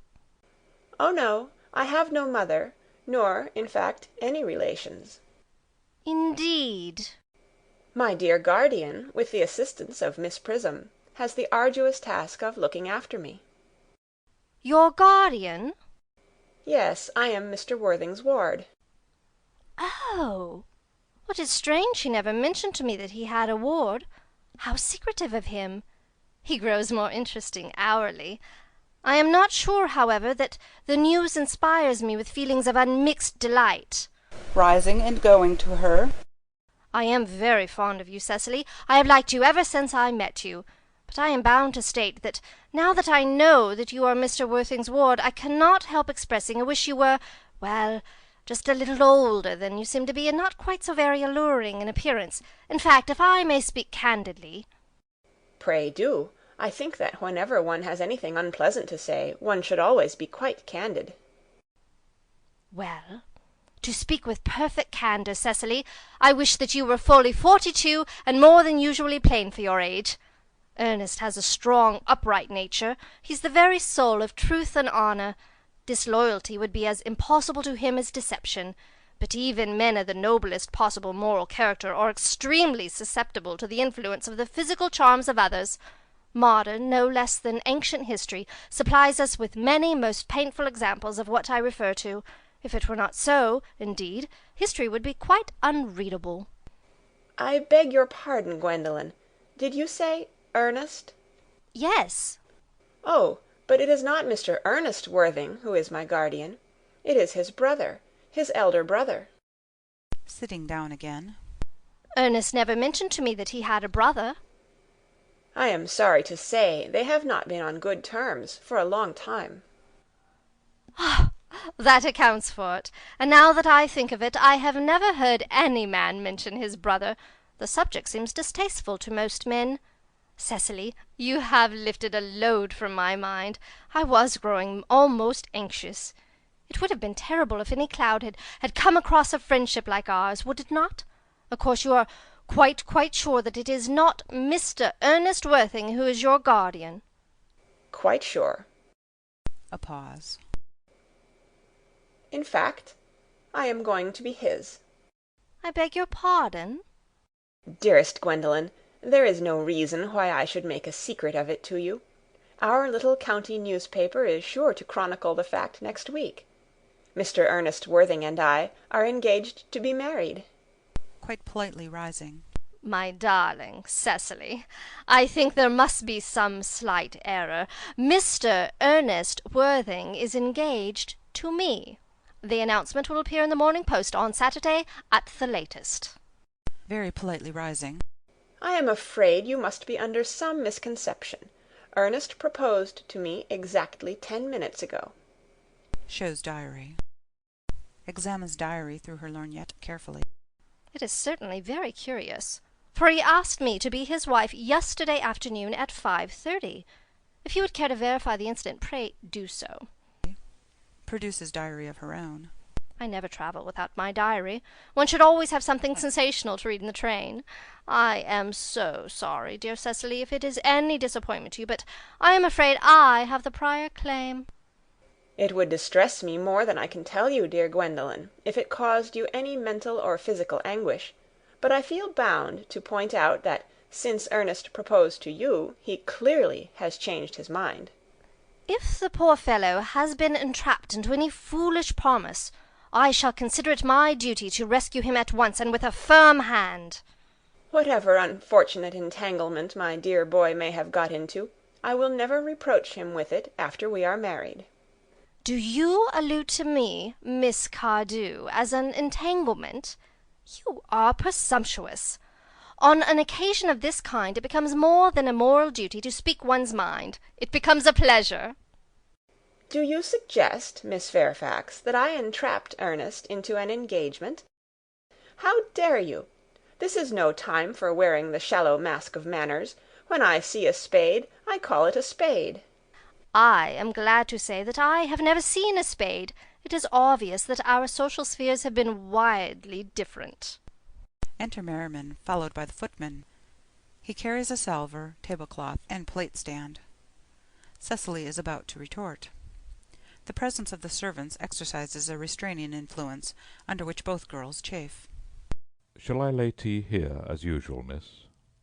Yes, as usual. Merriman begins to clear table and lay cloth. A long pause. Cecily and Gwendolen glare at each other. Are there many interesting walks in the vicinity, Miss Cardew?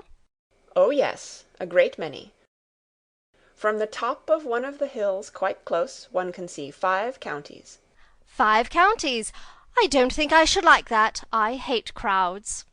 I suppose that is why you live in town. Gwendolen bites her lip and beats her foot nervously with her parasol. Looking around.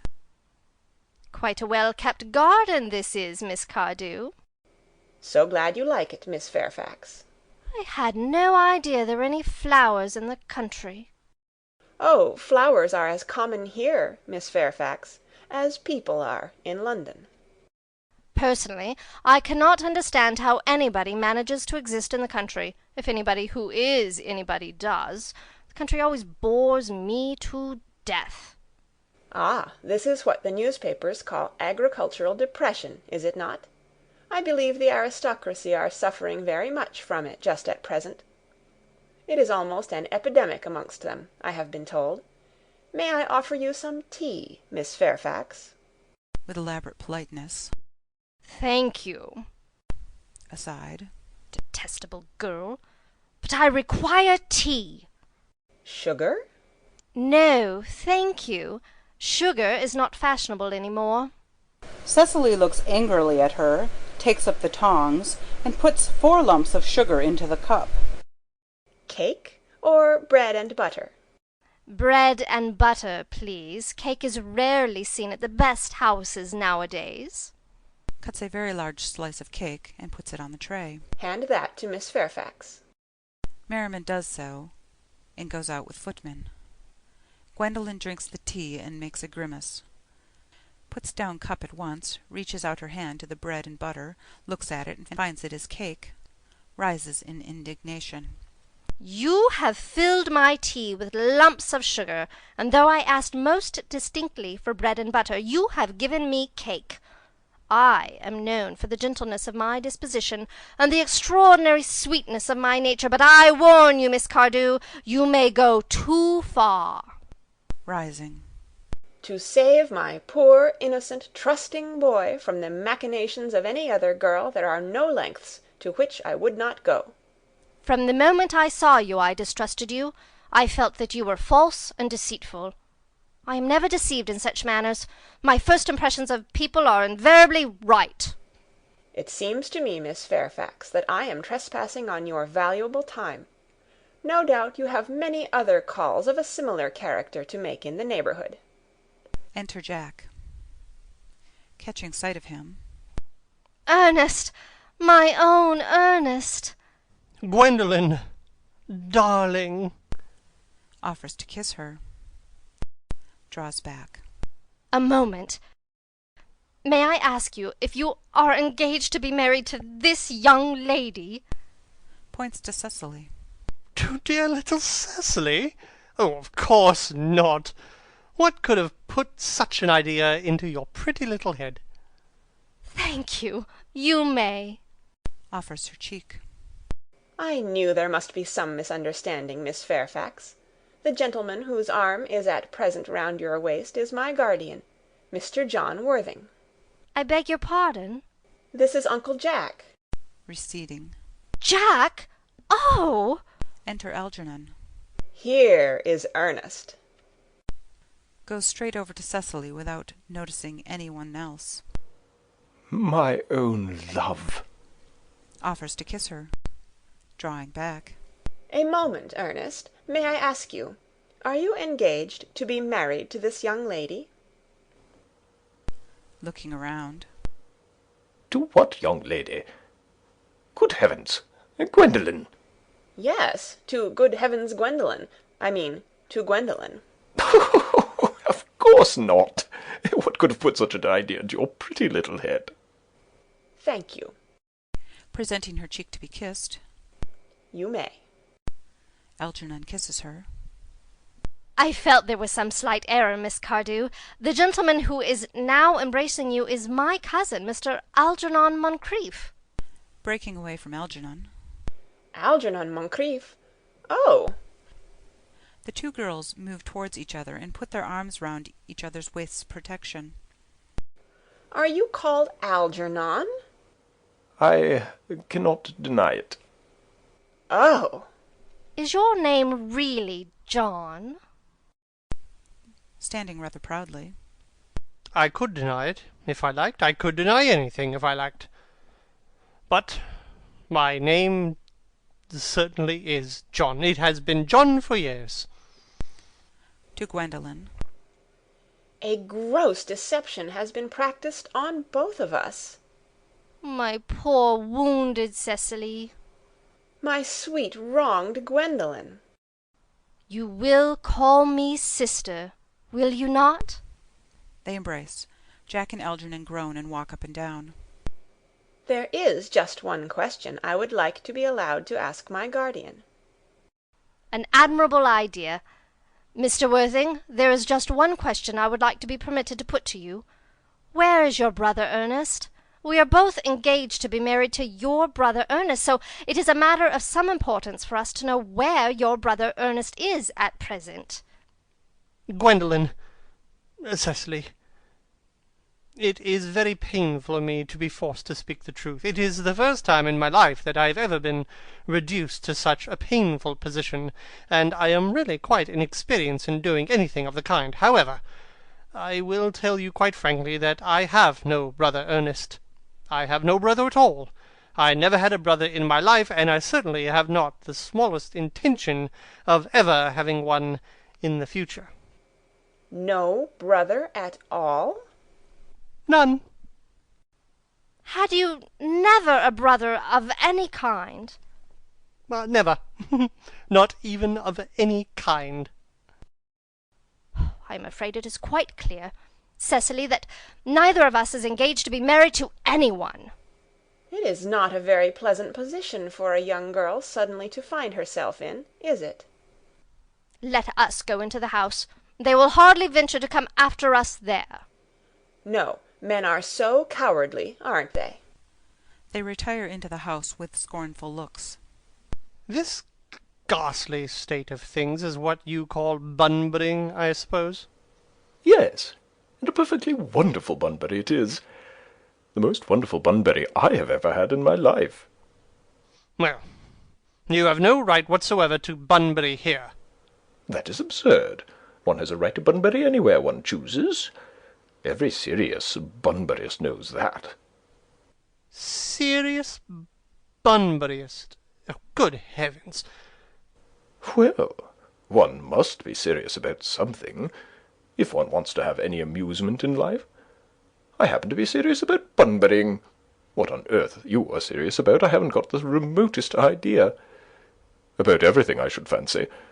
You have such an absolutely trivial nature. Well, the only small satisfaction I have in this whole of this wretched business is that your friend Bunbury is quite exploded. You won't be able to run down to the country quite so often as you used to, dear Algy, and a very good thing, too. Your brother is a little off-colour, isn't he, dear Jack? You wouldn't be able to disappear to London quite so frequently as your wicked custom was. And not a bad thing, either. As for your conduct towards Miss Cardew, I must say that your taking in a sweet, simple, innocent girl like that is quite inexcusable, to say nothing of the fact that she is my ward. I can see no possible defence at all for your deceiving a brilliant, clever, thoroughly experienced young lady like Miss Fairfax, to say nothing of the fact that she is my cousin. I wanted to be engaged to Gwendolen, that is all. I love her. Well, I simply want to be engaged to Cecily. I adore her. There is certainly no chance of you marrying Miss Cardew. I don't think there is much likelihood, Jack, of you and Miss Fairfax being united. Well, that is no business of yours. If it was my business, I wouldn't talk about it. Begins to eat muffins. It is very vulgar to talk about one's business. Only people like stockbrokers do that, and then merely at dinner parties. How you can sit there calmly eating muffins when we are in this horrible trouble I can't make out. You seem to me to be perfectly heartless. Well, I can't eat muffins in an agitated manner. The butter would probably get on my cuffs. One should always eat muffins quite calmly. It is the only way to eat them. I say it's perfectly heartless, your eating muffins at all under the circumstances. When I am in trouble, eating is the only thing that consoles me. Indeed, when I am in really great trouble, as anyone who knows me intimately will tell you, I refuse everything except food and drink. At the present moment I am eating muffins because I am unhappy. Besides, I am particularly fond of muffins. Rising. Rising. Well, that is no reason why you should eat them in that greedy way. Takes muffins from Algernon. Offering tea cake. I wish you would have tea cake instead. I don't like tea cake. Good heavens! I suppose a man may eat his own muffins in his own garden? But you have just said that it was perfectly heartless to eat muffins.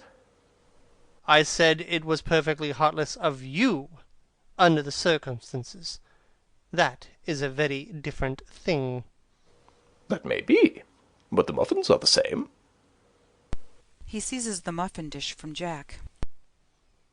Algy, I wish to goodness you would go. You can't possibly ask me to go without having some dinner. It's absurd. I never go without my dinner. No one ever does, except vegetarians and people like that.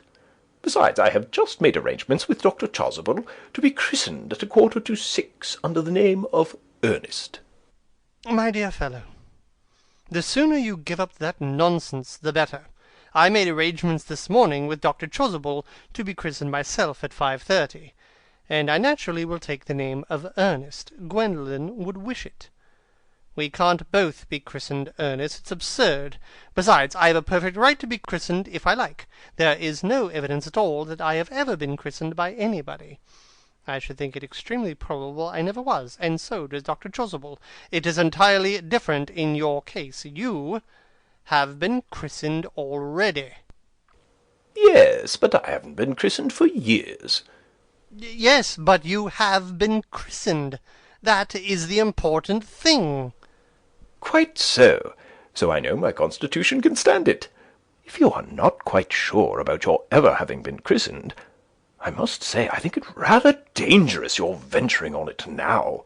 It might make you very unwell. You can hardly have forgotten that someone very close connected with you was very nearly carried off this week in Paris by a severe chill. Yes, but you said yourself that a severe chill was not hereditary. It usedn't to be, I know, but I dare say it is now. Science is always making wonderful improvements in things. Picking up the muffin dish.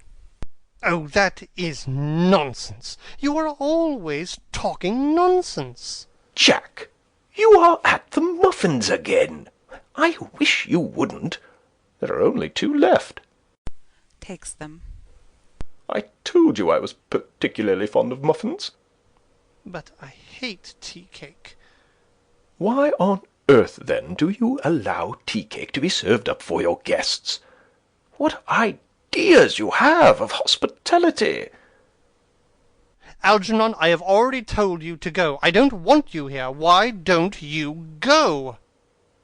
I haven't quite finished my tea yet. And there is still 1 muffin left. Jack groans and sinks into a chair. Algernon still continues eating. End of second act. The importance of being earnest. Third act.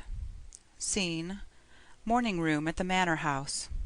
Gwendolen and Cecily are at the window looking out into the garden.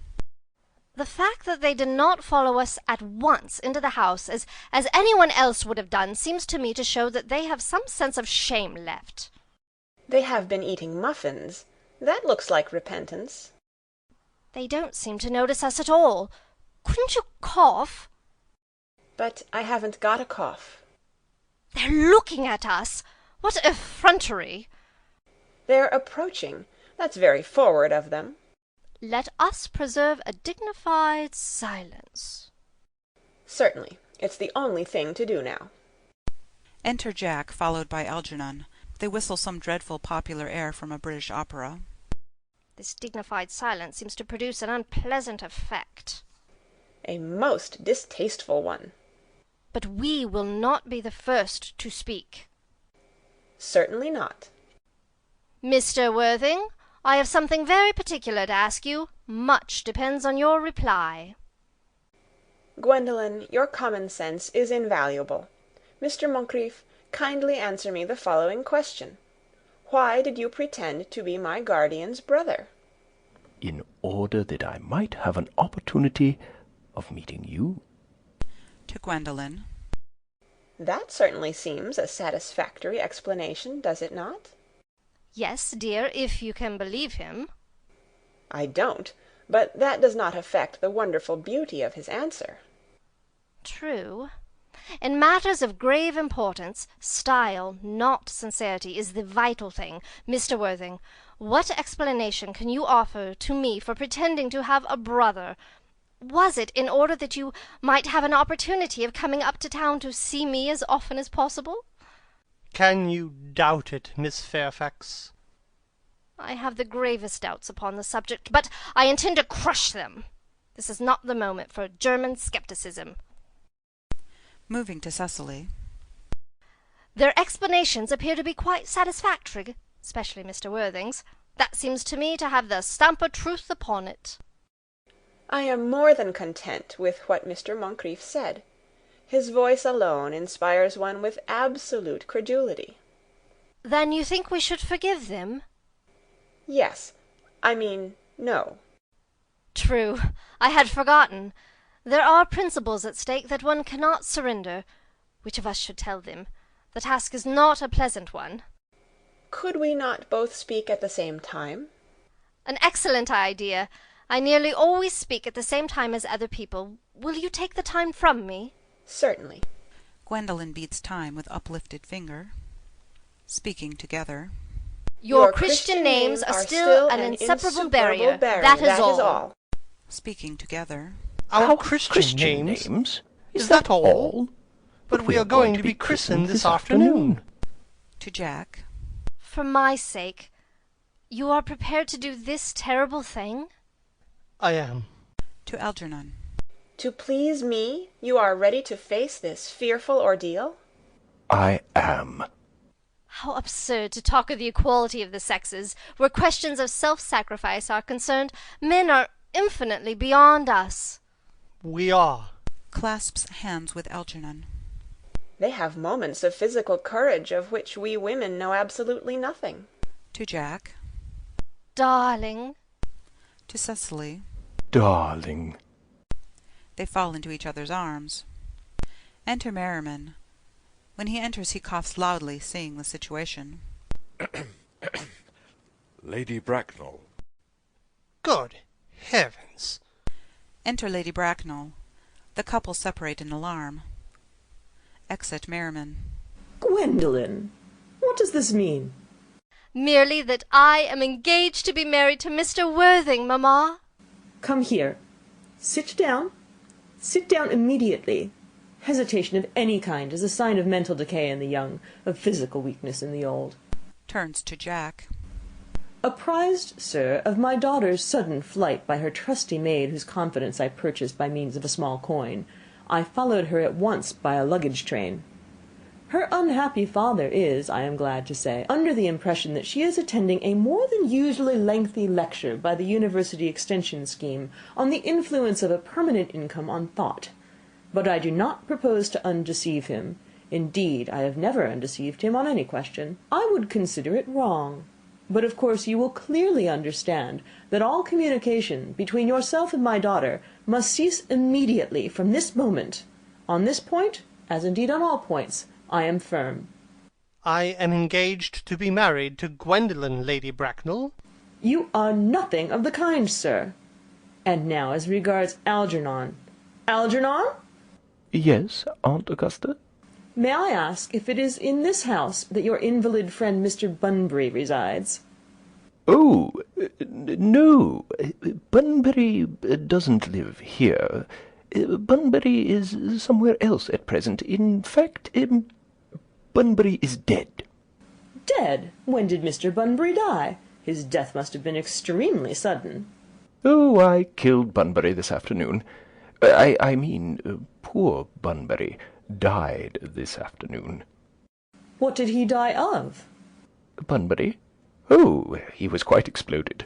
Exploded? Was he the victim of a revolutionary outrage? I was not aware that Mr. Bunbury was interested in social legislation. If so, he is well punished for his morbidity. My dear Aunt Augusta, I mean he was found out.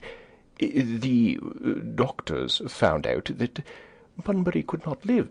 That is what I mean. So Bunbury died. He seems to have had great confidence in the opinion of his physicians. I am glad, however, that he has made up his mind at the last to some definite course of action and acted under proper medical advice.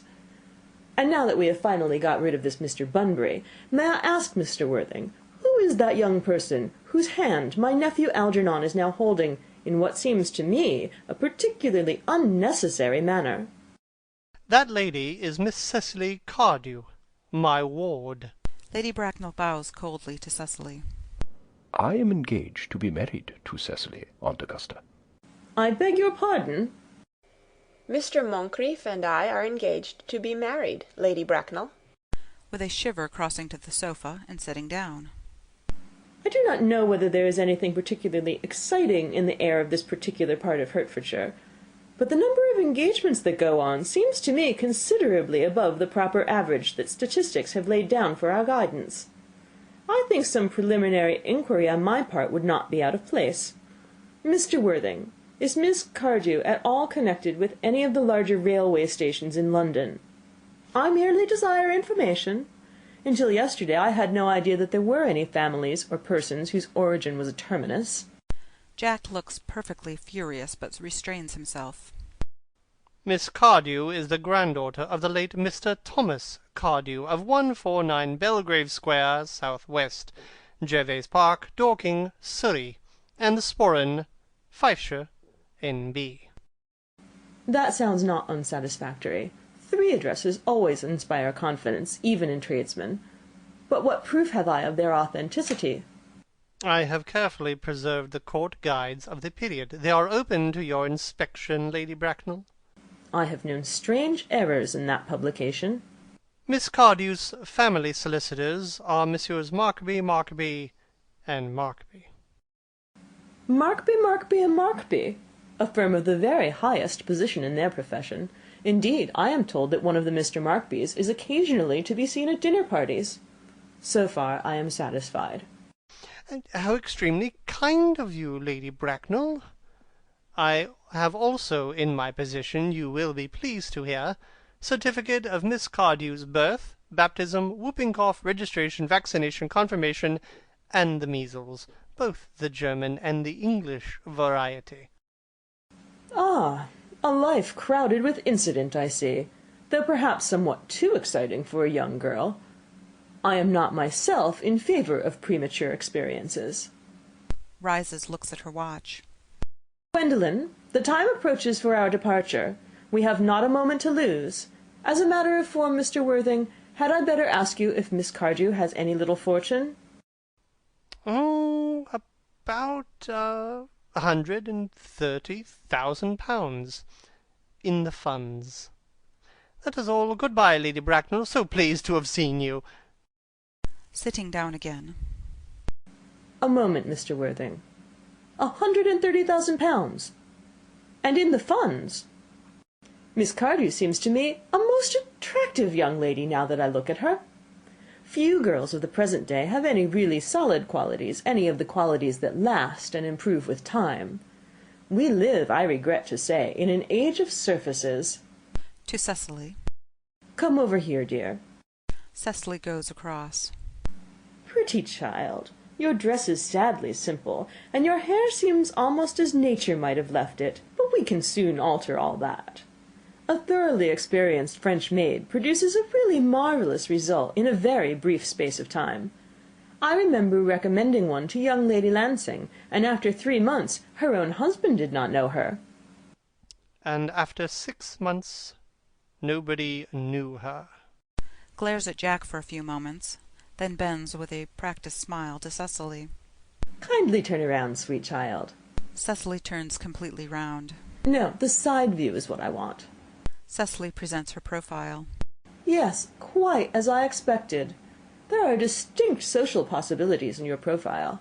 The 2 weak points in our age are its want of principle and its want of profile. The chin a little higher, dear. Style largely depends on the way the chin is worn. They are worn very high just at present. Algernon? Yes, Aunt Augusta. There are distinct social possibilities in Miss Cardew's profile. Cecily is the sweetest, dearest, prettiest girl in the whole world, and I don't care 2 pence about social possibilities. Never speak disrespectfully of society, Algernon. Only people who can't get into it do that. To Cecily. Dear child, of course you know that Algernon has nothing but his debts to depend on. But I do not approve of mercenary marriages.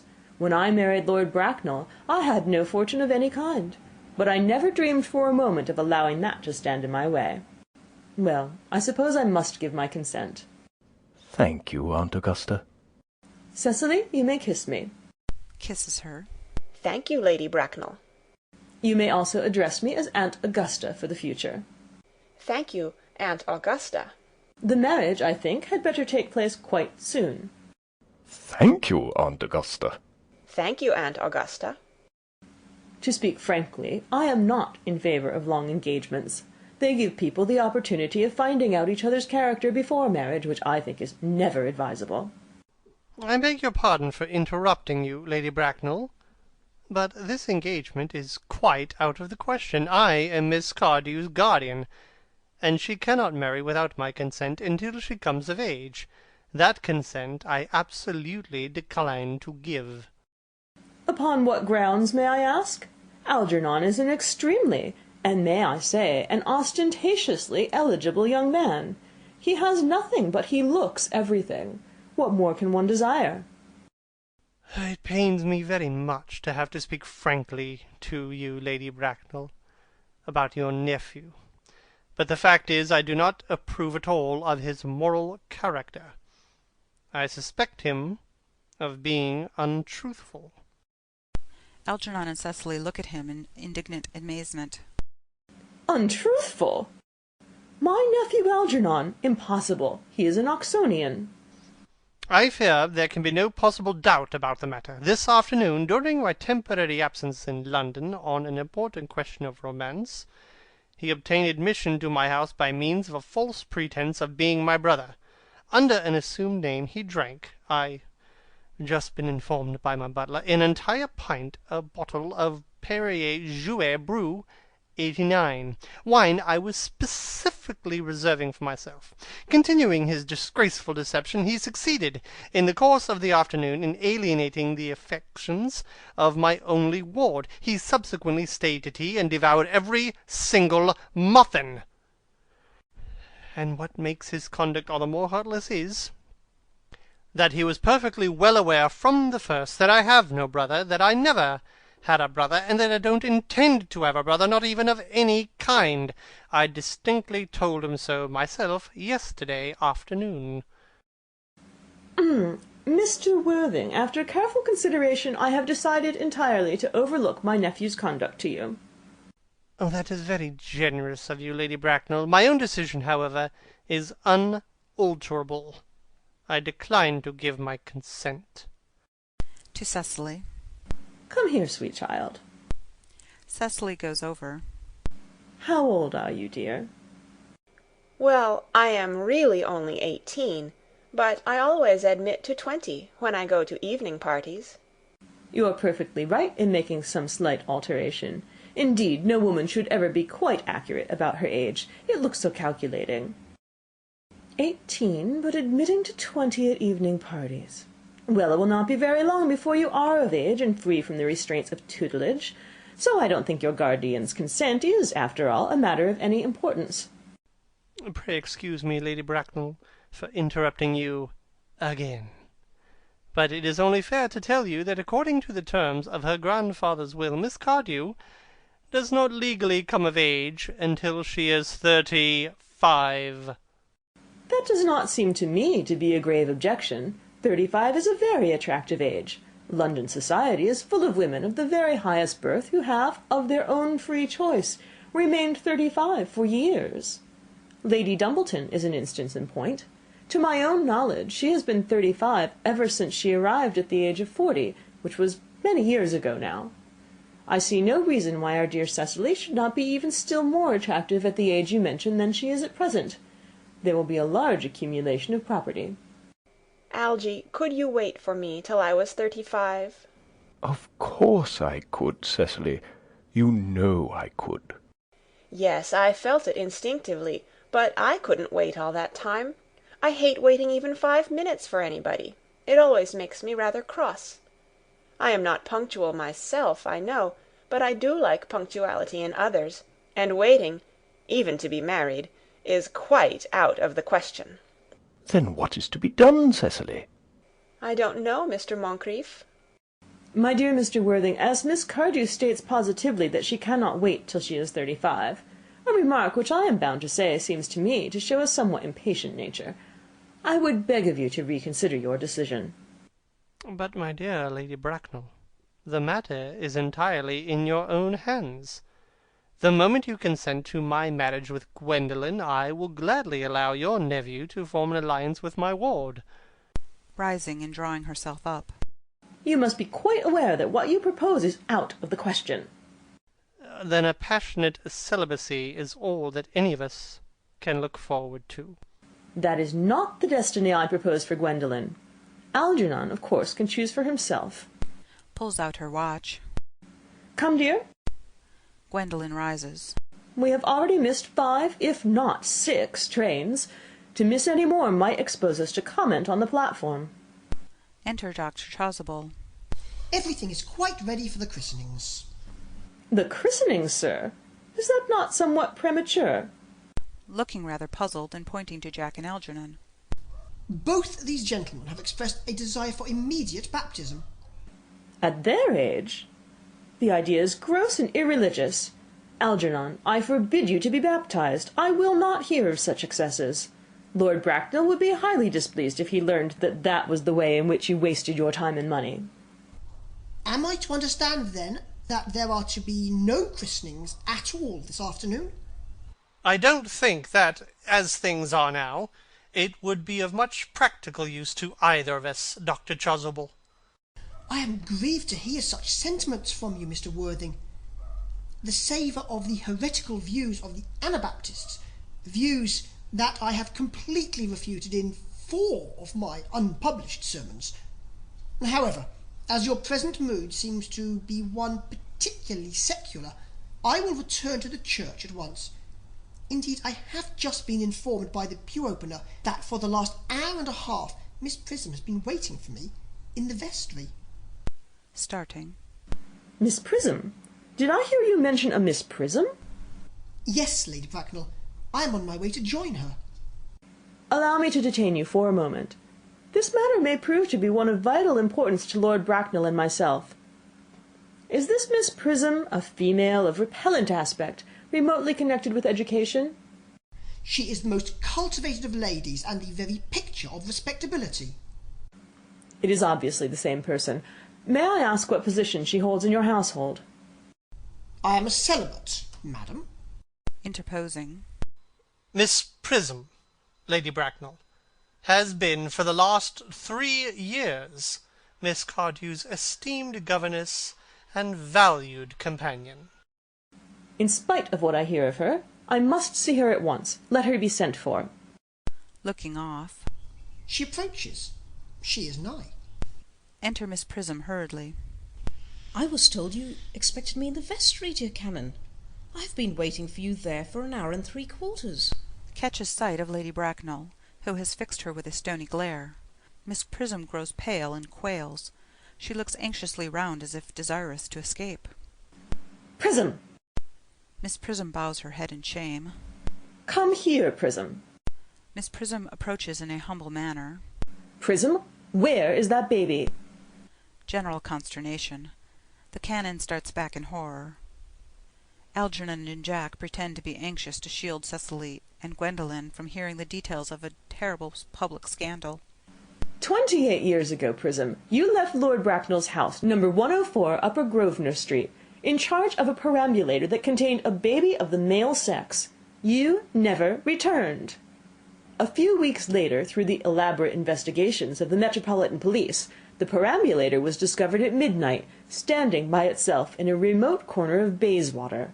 It contained the manuscript of a 3-volume novel of more than usually revolting sentimentality. Miss Prism starts in involuntary indignation. But the baby was not there. Everyone looks at Miss Prism. Prism, where is that baby? A pause. Lady Bracknell, I admit with shame that I do not know. I only wish I did. The plain facts of the case are these. On the morning of the day you mention, a day that is forever branded on my memory, I prepared as usual to take the baby out in its perambulator. I had also with me somewhat old but capacious handbag in which I had intended to place the manuscript of a work of fiction that I had written during my few unoccupied hours. In a moment of mental abstraction for which I can never forgive myself, I deposited the manuscript in the bassinet and placed the baby in the handbag. who has been listening attentively. But where did you deposit the handbag? Do not ask me, Mr. Worthing. Miss Prism, this is a matter of no small importance to me. I insist on knowing where you deposited the handbag that contained that infant. I left it in the cloakroom of one of the larger railway stations of London. What railway station? Quite crushed. Victoria, the Brighton line. Sinks into a chair. Oh, I must retire to my room for a moment. Gwendolen, wait here for me. If you are not too long, I will wait here for you all my life. Exit Jack in great excitement. What do you think this means, Lady Bracknell? I dare not even suspect, Dr. Chasuble. I need hardly tell you that in families of high position, strange coincidences are not supposed to occur. They are hardly considered the thing. Noise is heard overhead as if someone were throwing trunks about. Everyone looks up. Uncle Jack seems strangely agitated. Your guardian has a very emotional nature. This noise is extremely unpleasant. It sounds as if he was having an argument. I dislike arguments of any kind. They are always vulgar and often convincing. Looking up. It has stopped now. The noise is redoubled. I wish he would arrive at some conclusion. This suspense is terrible. I hope it will last. Enter Jack with a handbag of black leather in his hand. Rushing over to Miss Prism. Is this the handbag, Miss Prism? Examine it carefully before you speak. The happiness of more than one life depends on your answer. It seems to be mine. Yes. Here is the injury it received through the upsetting of a Gower Street omnibus in younger and happier days. Here is the stain on the lining caused by the explosion of a temperance beverage, an incident that occurred at Leamington. And here on the lock are my initials. I had forgotten that in an extravagant mood I had had them placed there. The bag is undoubtedly mine. I am delighted to have it so unexpectedly restored to me. It has been a great inconvenience being without it in all these years. Miss Prism, more is restored to you than this handbag. I was the baby you placed in it. You? Embracing her. Yes, Mother. Recoiling in indignant astonishment. Mr. Worthing, I am unmarried. Unmarried? I do not deny that is a serious blow, but after all, who has the right to cast a stone against one who has suffered? Cannot repentance wipe out an act of folly? Why should there be one law for men and another for women? Mother, I forgive you. Tries to embrace her again. Still more indignant. Mr. Worthing, there is some error. Pointing to Lady Bracknell. There is the lady who can tell you who you really are. After a pause. Lady Bracknell, I hate to seem inquisitive, but would you kindly inform me who I am? I am afraid that the news I have to give you will not altogether please you. You are the son of my poor sister, Mrs. Moncrief, and consequently Algernon's elder brother. Algy's elder brother? Then I have a brother after all. I knew I had a brother. I always said I had a brother. Cecily, how could you have ever doubted that I had a brother? Seizes hold of Algernon. Dr. Chasuble, my unfortunate brother. Miss Prism, my unfortunate brother. Gwendolen, my unfortunate brother. Algy, you young scoundrel, you will have to treat me with more respect in the future. You have never behaved to me like a brother in all your life. Well, not till today, old boy, I admit. I did my best, however, though I was out of practice. Shakes hands. To Jack. My own, but what own are you? What is your Christian name now that you have become someone else? Good heavens, I'd quite forgotten that point. Your decision on the subject of my name is irrevocable, I suppose? I never change, except in my affections. What a noble nature you have, Gwendolen! Then the question had better be cleared up at once. Aunt Augusta, a moment. At the time when Miss Prism left me in the handbag, had I been christened already? Every luxury that money could buy, including christening, had been lavished on you by your fond and doting parents. Then I was christened. That is settled. Now, what name was I given? Let me know the worst. Being the eldest son, you were naturally christened after your father. Yes, but what was my father's Christian name? I cannot at the present moment recall what the General's Christian name was. But I have no doubt he had one. He was eccentric, I admit, but only in later years, and that was the result of the Indian climate, and marriage, and indigestion, and other things of that kind. Algy, can't you recollect what our father's Christian name was? My dear boy, we were never even on speaking terms. He died before I was a year old. His name would appear on the army lists of the period, I suppose, Aunt Augusta? The General was essentially a man of peace, except in his domestic life, but I have no doubt his name would appear in any military directory. The army lists of the last 40 years, I hear. These delightful records should have been my constant study. Rushes to bookcase and tears the books out. Generals, Malum, Maxwell, Magley, what ghastly names they have. Markby, Migsby, Moncrief, Lieutenant, 1840, Captain, Lieutenant Colonel, Colonel, General, 1869. Christian names, Ernest John. Puts book very quietly down and speaks quite calmly. I have always told you, Gwendolen, my name was Ernest, didn't I? Well, it is Ernest after all. I mean, it naturally is Ernest. Yes, I remember now that the General was called Ernest. I knew I had some particular reason for disliking the name. Ernest! My own Ernest! I felt from the first that you could have no other name. Gwendolen, it is a terrible thing for a man to find out suddenly that all his life he has been speaking nothing but the truth. Can you forgive me? I can, for I feel that you are sure to change. My own one. To Miss Prism. Letitia! Embraces her. Frederick, at last. Cecily. Embraces her. At last. Gwendolen. Embraces her. At last. My nephew, you seem to be displaying signs of triviality. On the contrary, Aunt Augusta, I have now realized for the first time in my life the vital importance of being earnest. End of the third act. End of The Importance of Being Earnest by Oscar Wilde.